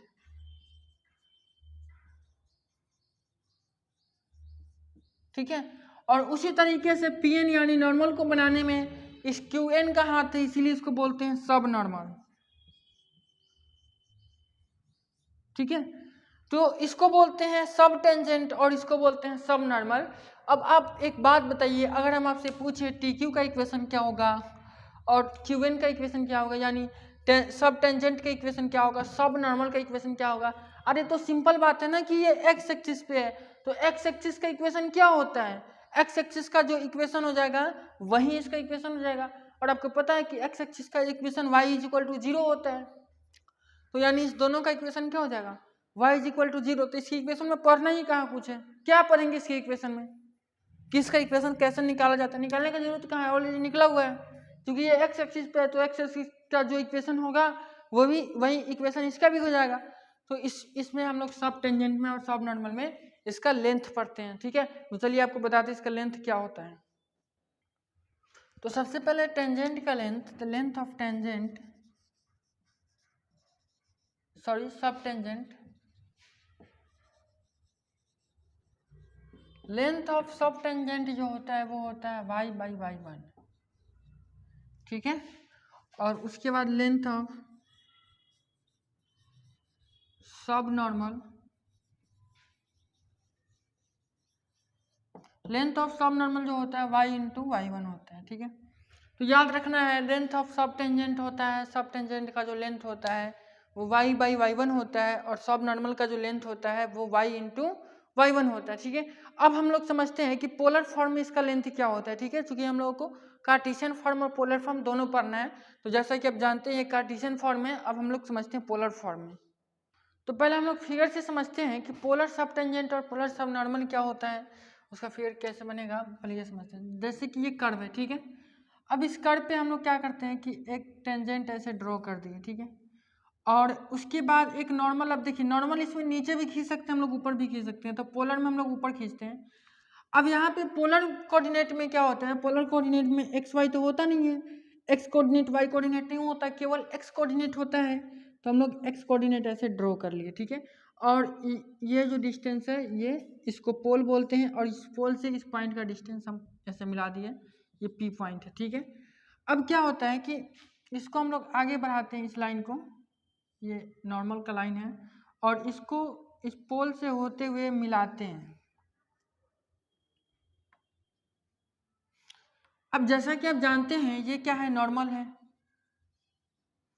और ये क्या है, टेंजेंट है। ठीक है, तो टेंजेंट को बनाने किस लाइन के मदद से टेंजेंट को बनाया जा रहा है और किस लाइन के मदद से नॉर्मल को बनाया जा रहा है, तो इस लाइन के मदद से इस टेंजेंट को बनाया जा रहा है और इस लाइन के मदद से इस नॉर्मल को बनाया जा रहा है, तो ये हो जाता है सब नॉर्मल और ये हो जाता है सब टेंजेंट। ये सब टेंजेंट है, अगर इसका हम लोग नाम दे दे टी और इसका नाम दे दे क्यू, तो ये ओ क्यू क्या है, सब नॉर्मल है, और ये ओ टी क्या है, सब टेंजेंट है। तो अब बात आता है कि सब नॉर्मल और सब टेंजेंट का लेंथ क्या होगा। ठीक है, तो सब नॉर्मल का, सब टेंजेंट का पहले हम लोग लेंथ सीखते हैं। सब टेंजेंट का जो लेंथ होता है वो r square d theta by d r होता है। ठीक है, और सब नॉर्मल का जो लेंथ होता है वो simply D R by D theta होता है। ठीक है, अब यहाँ पे आर क्या है और थीटा क्या है, तो आर और थीटा इस पी पॉइंट का कोऑर्डिनेट है। जैसा कि आप सब जानते हैं पोलर कोऑर्डिनेट सिस्टम में जो कोऑर्डिनेट्स होते हैं उसको आर और थीटा से डिनोट किया जाता है। आर इसके डिस्टेंस को बताता है, पोल से इस पॉइंट के डिस्टेंस को बताता है, और थीटा एक्स एक्सिस से इस रेडियस वेक्टर के एंगल को बताता है। मतलब ये थीटा क्या है, इस दोनों के बीच का एंगल है, और ये आर है, ओपी का डिस्टेंस आर है। ठीक है, तो वहीं आर है यहाँ और थीटा है, तो सब नॉर्मल का जो डिस्टेंस होता है वो हो जाता है D R by D theta, और सब टेंजेंट का जो डिस्टेंस होता है मतलब लेंथ होता है वो r square d theta by d r होता है। ठीक है, तो उम्मीद करते हैं ये सारा चीज़ आपको समझ में आ गया होगा, कोई दिक्कत नहीं हुआ होगा, और ये सब टेंजेंट और सब नॉर्मल का कॉन्सेप्ट आपको बहुत ही अच्छे से समझ में आया होगा। अब हम लोग आएंगे नेक्स्ट टॉपिक पे। तो सबसे पहले हम लोग समझते हैं कि कर्वेचर होता क्या है। कर्वेचर कर्व से बना हुआ है, तो हम लोग सबसे पहले समझते हैं कि कर्व क्या होता है। ठीक है, तो कर्व तो आपको पता ही है, कोई भी लाइन अगर थोड़ा भी मुड़ जाता है या फिर बहुत ज्यादा मुड़ जाता है तो उसको हम लोग कर्व बोलते हैं। एक होता है स्ट्रेट लाइन, अगर कोई लाइन एकदम सीधा है, एकदम स्ट्रेट है, तो वो स्ट्रेट लाइन कहलाता है। ठीक है, लेकिन अगर यही लाइन थोड़ा सा भी अगर ऐसे मुड़ गया तो ये कर्व कहलाता है, या फिर ज्यादा मुड़ गया, या फिर बहुत ज्यादा मुड़ गया, या फिर कमी मुड़ा, या फिर पूरा मुड़ के ऐसे मिल गया, तो ये भी कर्व है। एक सर्कल भी कर्व होता है। ठीक है, कर्व एक सर्कल को भी हम लोग बोल सकते हैं, क्योंकि ये भी एक लाइन है, ये मुड़ा हुआ लाइन है। ठीक है, मतलब स्ट्रेट लाइन को छोड़ के जो भी किसी भी तरह का कोई भी लाइन होगा, थोड़ा मुड़ा है चाहे ज्यादा मुड़ा है, कहीं भी मुड़ा है, या फिर पूरा गोल घूम गया है, वो सब क्या है, कर्व है। यानी कि सर्कल भी कर्व है, एक पैराबोला भी कर्व है, इलिप्स भी कर्व है, हाइपरबोला भी कर्व है, सारा एक कर्व ही है। ठीक है, तो कर्व तो आप समझ रहे हैं, तो कर्व से ही बना है कर्वेचर। और कर्वेचर क्या होता है कि कर्व कितना मुड़ा हुआ है, किस रेशियो में मुड़ा हुआ है, इसी चीज को हम लोग बोलते हैं कर्वेचर। ठीक है, जैसे कि आपको हम 2-3 फिगर बना रहे हैं, आपको समझ में आएगा।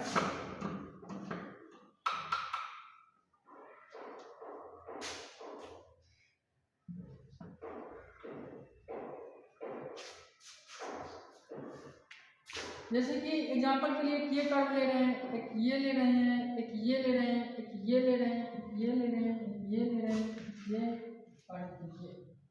अब इस सारे कर्व में देखिएगा तो सारे तो कर्व ही है, सब ये भी एक कर्व है, ये भी है, मान लीजिए 1 number, 2 number, 3 number, 4 number, 5 number, 6 number, 7 number और 8। ये आठों क्या है? कर्व। ये आठों कर्व है, ठीक है।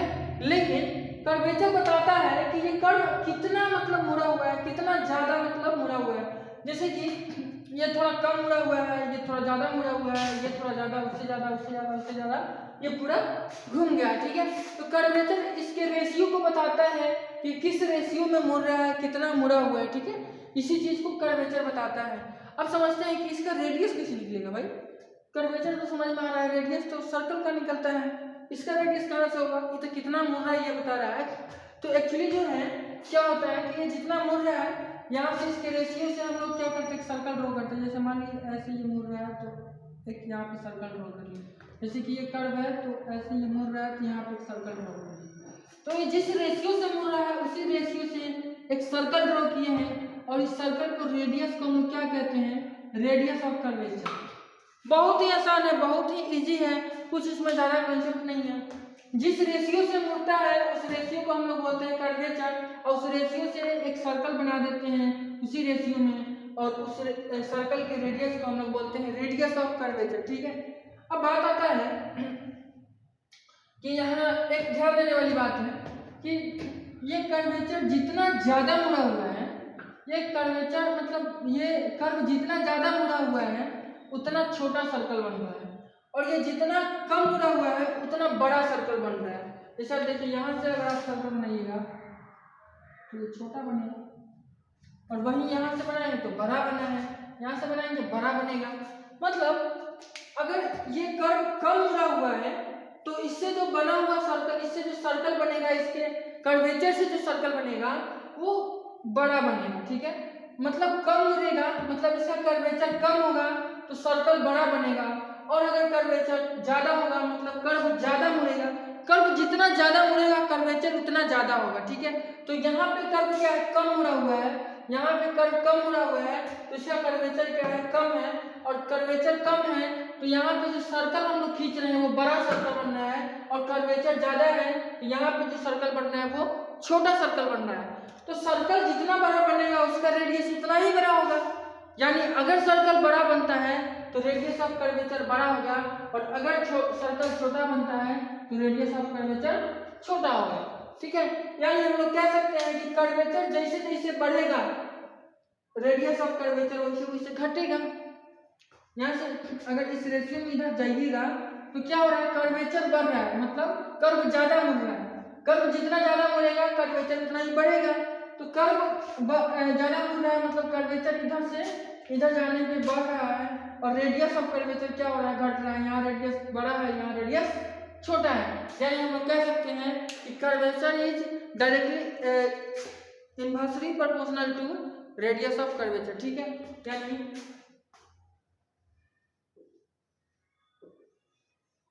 कर्वेचर क्या हो जाएगा? इनवर्सली प्रोपोर्शनल हो जाएगा रेडियस ऑफ कर्वेचर।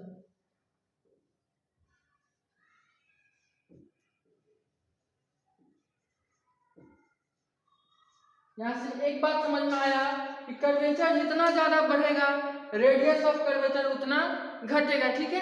इतना बात अगर आपको समझ में आया है तो अब हम लोग क्लास को आगे बढ़ाते हैं, फॉर्मूला वगैरह सीखते हैं कि कैसे निकाला जाता है रेडियस ऑफ कर्वेचर, और कर्वेचर कैसे निकाला जाता है, क्या फार्मूला होता है, पोलर फॉर्म में होता है, कोऑर्डिनेट फॉर्म में होता है कि पैडल इक्वेशन में होता है, किस फॉर्म में होता है कि तीनों फॉर्म में होता है, तीनों में होता है तो क्या क्या होता है, ये सारा चीज़ पढ़ेंगे और उसके बाद क्वेश्चंस करेंगे, ठीक है। तो अब हम लोग फार्मूला सीखते हैं कि formula of radius of curvature, मतलब रेडियस ऑफ कर्वेचर का फार्मूला क्या होता है। तो सबसे पहले आपको हम बता दें कि इस रेडियस ऑफ कर्वेचर को इस रो से डिनोट किया जाता है। ये पी की तरह जो लिखा हुआ है उसको एक्चुअली हम लोग रो पढ़ते हैं, अब पढ़े हुइएगा, पहले भी आपको मिला होगा इस टाइप से ऐसे लिखते हैं, ठीक है। ये पी की तरह ही दिखता है बट इसको पढ़ते हैं रो ऐसे। तो इस रो से हम डिनोट करते हैं इसको रेडियस ऑफ कर्वेचर को, ठीक है। तो रो का इज इक्वल टू कितना होगा, ठीक है, फॉर्मूला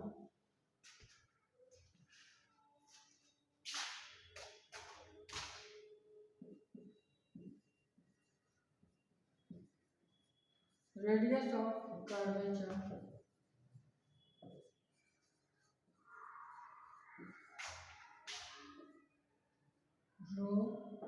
इज इक्वल टू, तो सबसे पहला फॉर्मूला जो होता है वो होता है ds बाई dr। एक मिनट हम देख लेते हैं, नहीं ds बाई डी साइन होता है, ठीक है, ds बाई डी साइन होता है। अब साइन क्या है और एस क्या है, तो आपको हम पहले ही बता चुके हैं जब हम लोग इससे पहले वाला चैप्टर पढ़ रहे थे टेंजेंट और नॉर्मल, इसमें इशारा करना है हुआ था।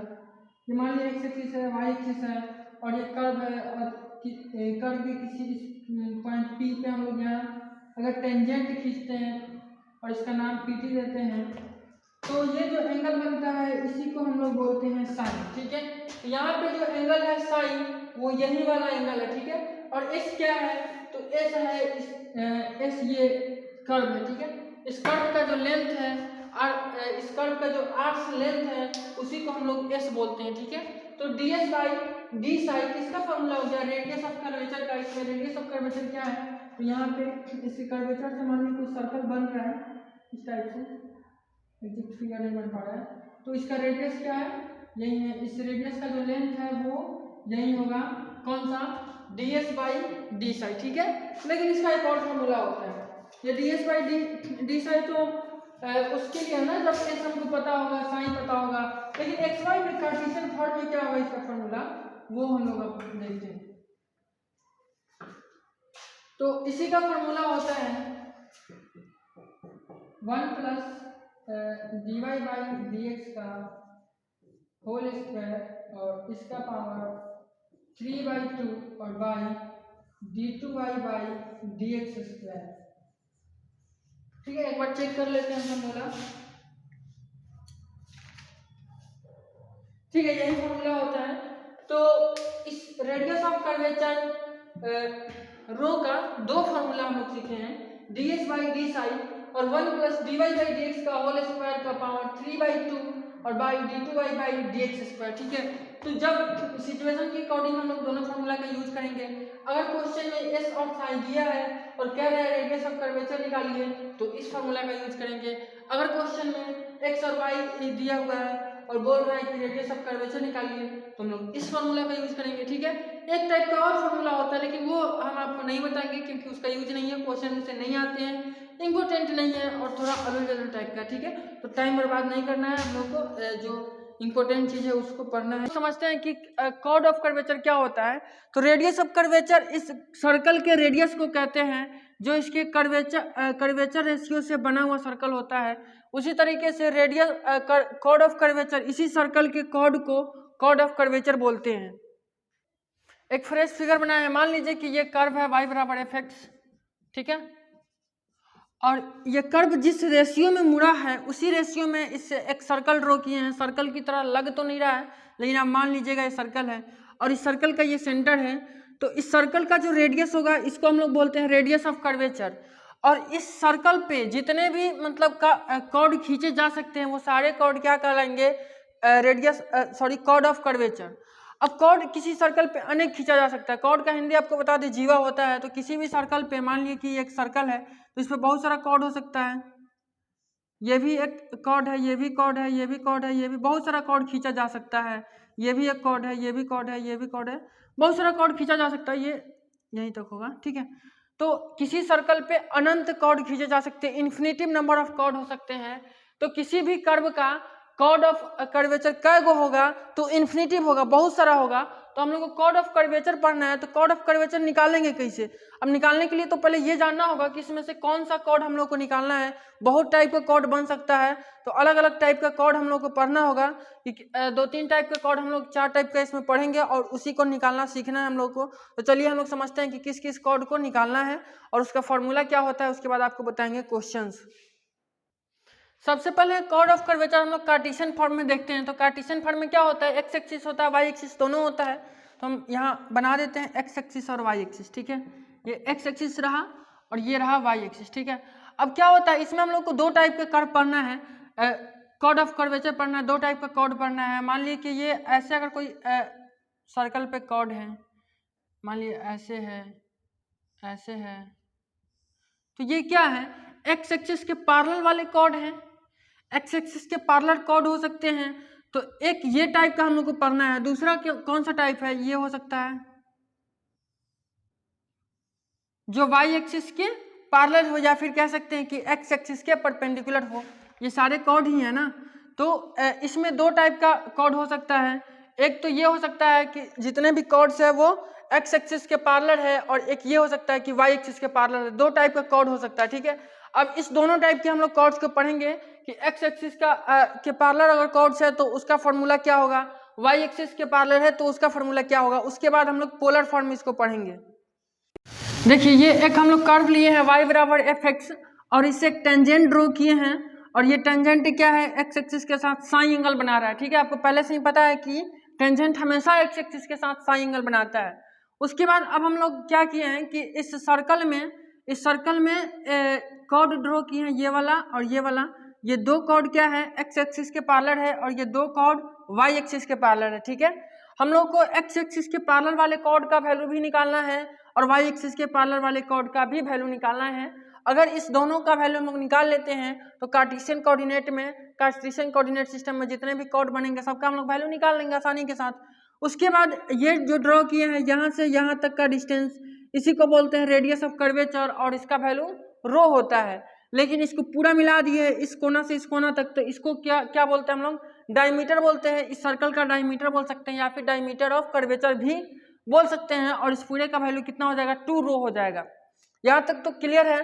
इसके बाद हम लोग का जो मेन टारगेट है वो इस कॉर्ड का वैल्यू निकालना है, इसका मतलब एक्स एक्सिस के पैरेलल वाले का और वाई एक्सिस के पैरेलल वाले का, ठीक है। तो इसके लिए हम लोग क्या करते हैं, ये एंगल फाइंड करते हैं। अब ध्यान से देखिएगा तो यहाँ पे ऐसे फिगर बन रहा है। इस एंगल को हम लोग कैसे निकालेंगे, देखिएगा ऐसे फिगर बन रहा है, ठीक है, ऐसे बन रहा है।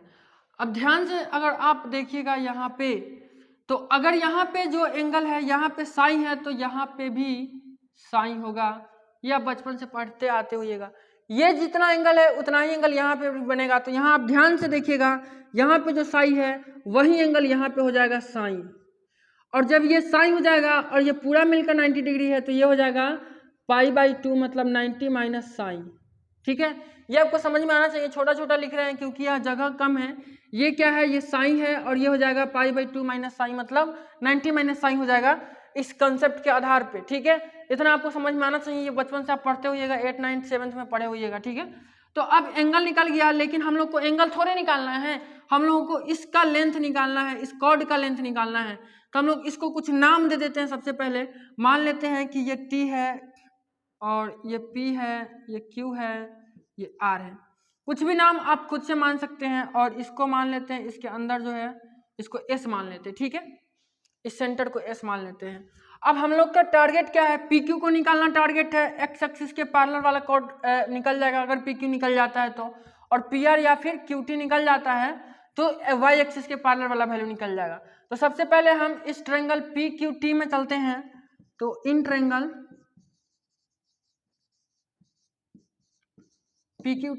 PQT में क्या है, ये 90 डिग्री है, ठीक है। ये Q एंगल जो है ये 90 डिग्री है। तो यहाँ से अगर हम लोग cos फाई निकालते हैं, सॉरी cos फाई बोलना, cos साइन निकालते हैं, तो सामने वाला क्या होता है, P होता है, और ये बगल वाला क्या होता है, B होता है। तो आपको पता है कि cos का जो फार्मूला होता है वो B/H होता है, मतलब ये QT बाई क्या हो जाएगा, QT बाई ये कर्ण हो जाएगा, मतलब PT हो जाएगा, ठीक है। और आपको पता है कि PT का वैल्यू 2 रो होता है, क्योंकि ये रेडियस ऑफ कर्वेचर का डबल है, ठीक है।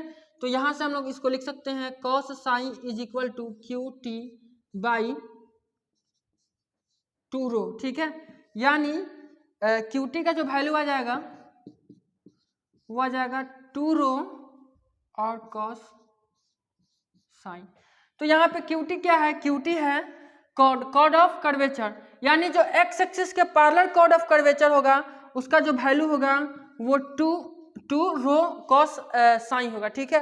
तो 2 रो cos साइन किसका वैल्यू हो जाएगा, ये एक्स एक्सिस के जो पैरेलल है, सॉरी एक्स एक्सिस के नहीं, वाई एक्सिस के, इसका वैल्यू QT का वैल्यू निकला है ना। तो QT क्या है, वाई एक्सिस के पैरेलल है। तो जो वाई एक्सिस के पैरेलल होगा, जितने भी कॉर्ड वाई एक्सिस के पैरेलल होंगे सबका वैल्यू क्या हो जाएगा, 2 रो cos साइन। अब आपके मन में एक सवाल आ सकता है कि ये वाला जो कॉर्ड है ये छोटा है, यहाँ पे जो कॉर्ड आएगा वो बड़ा आएगा, यहाँ पे बड़ा आएगा, यहाँ पे फिर छोटा छोटा, तो फिर सबके लिए एक ही वैल्यू कैसे हो सकता है, सबके लिए टू रो कॉस साइन कैसे हो सकता है। तो ध्यान देने वाली बात यह है कि ये रो का वैल्यू इस सारे कॉर्ड के लिए तो सेम होगा, लेकिन ये साई का वैल्यू बदलते रहेगा, ठीक है। इसलिए ये सबका वैल्यू अलग अलग यहाँ पे निकल जाएगा, कोई दिक्कत नहीं होगा, आप निकाल के देखिएगा, सबका अलग अलग वैल्यू आएगा, ठीक है।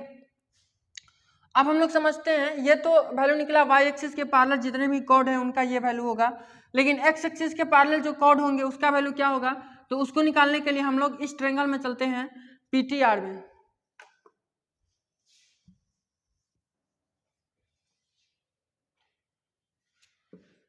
इन ट्रायंगल पीटीआर, तो ट्रायंगल पीटीआर में ये वाला जो आर एंगल है ये 90 डिग्री है, तो इसमें हम लोग साइन लेते हैं, तो साइन अच्छा कॉस ही लेते हैं,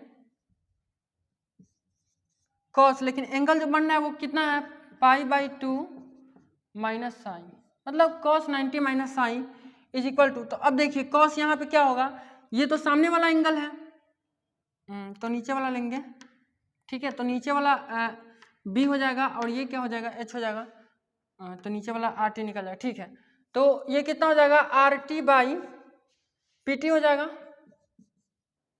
R T by P T, ठीक है। और ये cos π/2 माइनस साइन कितना हो जाएगा, साइन साइन, तो sine sine is equal to R T. अब आर टी तो है एक्स एक्सिस के पैरेलल कॉर्ड, तो ये आर टी का हम लोग को निकालना है, और बाई पी टी कितना है, 2 रो है, यानी आर टी बराबर यहाँ पे कितना हो जाएगा, 2 rho sine, 2 rho sine sine, ठीक है। तो ये जो वैल्यू आया है 2 रो साइन साइन, ये किसका वैल्यू है, उस कॉर्ड का, कॉर्ड ऑफ कर्वेचर का वैल्यू है जो एक्स एक्सिस के पैरेलल होगा। तो कार्टेशियन कोऑर्डिनेट सिस्टम में दो प्रकार का कॉर्ड ऑफ कर्वेचर होता है, कॉर्ड दो प्रकार के होते हैं, एक होते हैं एक्स एक्सिस के पैरेलल और एक होते हैं वाई एक्सिस के पैरेलल। तो जो एक्स एक्सिस के पैरेलल होगा, एक्स एक्सिस के जो पैरेलल होगा उसका लेंथ हम लोग निकालेंगे तो आएगा 2 रो साइन साइन, और जो वाई एक्सिस के पैरेलल होगा उसका लेंथ निकालेंगे तो आ जाएगा 2 रो कॉस साइन, ठीक है। तो उम्मीद करते हैं ये दोनों बात समझ में आ गया होगा आपको। अब आपको हम बताते हैं कि ये तो कार्टेशियन सिस्टम में था, अब बताते हैं कि पोलर सिस्टम में कॉर्ड का जो वैल्यू होता है, कॉर्ड ऑफ कर्वेचर, वो कितना होता है। देखिए पोलर कोऑर्डिनेट सिस्टम में जैसा कि आपको पता है कि वाई एक्सिस नहीं होता है, एक्स एक्सिस ही होता है और ओरिजिन होता है। तो यहाँ पे कुछ इस टाइप से फिगर बनेगा, ये y बराबर एफ एक्स कर्व है और ये इस पर टेंजेंट ड्रॉ किया गया है, मान लेते हैं इसका नाम t है, ये p है, तो pt क्या है, टेंजेंट है, ठीक है। उसके बाद यहाँ पे जो हम लोग को कॉर्ड निकालना है वो ओरिजिन से पासिंग थ्रू निकालना है। जैसे कि ये ओरिजिन है, ओरिजिन से पास कर रहा है ये वाला कॉर्ड, ओरिजिन से ऐसे भी अगर हम पास कराते तो ऐसे ऐसे बहुत सारा इसके पैरेलल में और सारे कॉर्ड हो सकते हैं। तो इसी कॉर्ड को निकालना है। ये एक कॉर्ड दिख रहा है एक्चुअल में, लेकिन अगर हम यहाँ से एक और ऐसे ड्रॉ करें तो एक और हो जाएगा, एक और ऐसे हो जाएगा, ऐसे हो जाएगा, मतलब इसके पैरेलल में बहुत सारे कॉर्ड हो सकते हैं। तो उस कॉर्ड का लेंथ क्या होता है यही हम लोग को निकालना है, यानी फिलहाल हम लोग ये समझते हैं कि इसका वैल्यू निकालना है। तो ठीक है, सबका हम लोग कुछ नाम दे देते हैं, मान लेते हैं कि ये क्यू है, पी क्यू है, ये नाम दे देते हैं आर है, ठीक है। तो कैसे निकालेंगे, आपको पता है कि ये वाला जो एंगल होता है यहाँ पे, ये एंगल आपको बताए थे कि पोलर कोऑर्डिनेट सिस्टम में जो ये एंगल होता है, ये एंगल कितना होता है, ये साई होता है, सॉरी फाई होता है, साई और फाई हम एक ही बोल देते हैं। ये क्या होता है, ये फाई होता है। तो जब ये एंगल फाई होता है तो ये कितना हो जाएगा, 90 माइनस फाई, ठीक है। तो ये एंगल हो जाएगा 90 माइनस फाई। अब एंगल निकल गया तो हम लोग इसका लेंथ भी निकाल सकते हैं। तो यहाँ पे इन ट्रायंगल कौन सा ट्रायंगल है, P Q R, triangle P Q R में हम लोग क्या ले सकते हैं, ये 90 डिग्री है एंगल, ये क्यू एंगल जो है ये 90 डिग्री है। तो यहाँ से हम लोग ले सकते हैं cos फाई। तो cos फाई बराबर कितना हो जाएगा, देखिए इसके लिए ये कर्ण होगा और इस एंगल के सामने वाला क्या होता है, ये P होता है, ये B होता है। तो B बाई एच हम लोग लेते हैं, तो B कितना है, पी क्यू बाई एच मतलब P Q by P R. और आपको पता होना चाहिए कि हम लोग को पी क्यू ही निकालना है। पी क्यू ही क्या है, कॉर्ड ऑफ कर्वेचर है जो ओरिजिन से पास कर रहा है, ठीक है, ओरिजिन से पासेस थ्रू ही हम लोग को कॉर्ड निकालना है। तो यहाँ पे हम लोग को निकालना है पी क्यू निकालना है, तो पी क्यू बराबर क्या हो जाएगा कॉस फाई, और आपको पता है कि पी इंटू पी आर, और पी आर का वैल्यू कितना होता है, पी आर का वैल्यू यहाँ पे देखिए ये P into R, P R क्या है इस रेडियस ऑफ कर्वेचर का डबल है यानी डायमीटर ऑफ कर्वेचर है, तो ये कितना होता है 2 रो होता है, ठीक है। तो यानी यहाँ पे क्या हो जाएगा पी क्यू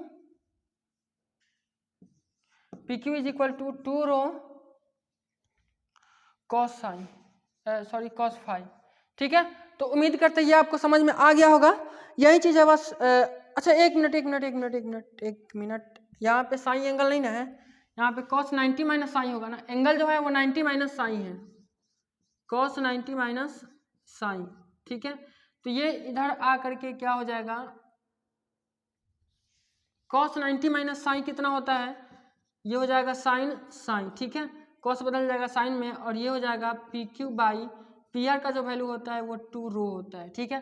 तो यहाँ से पी क्यू का जो वैल्यू आएगा वो 2 रो, और ये हो जाएगा साइन साइन, ठीक है। तो ये वैल्यू आएगा, तो पोलर कोऑर्डिनेट सिस्टम में 2 रो साइन साइन होगा, ठीक है। आपको याद होना चाहिए कार्टेशियन में यहाँ जो एंगल था वो क्या था वो साइन था, और यहाँ क्या है फाई है। इस साइन और फाई में बहुत अंतर है, साइन जो होता है वो ये वाला एंगल होता है, साइन जो होता है परपेंडिकुलर एक्स एक्सिस और टेंजेंट ड्रॉ किया गया उसके बीच का एंगल होता है, ये साइन होता है, जबकि फाई होता है इसके बीच का एंगल, इस रेडियस वेक्टर और इस टेंजेंट के बीच का एंगल होता है। इसलिए आपको हमेशा दिमाग में रखना है कि साइन कहाँ लिखना है और फाई कहाँ लिखना है, ठीक है।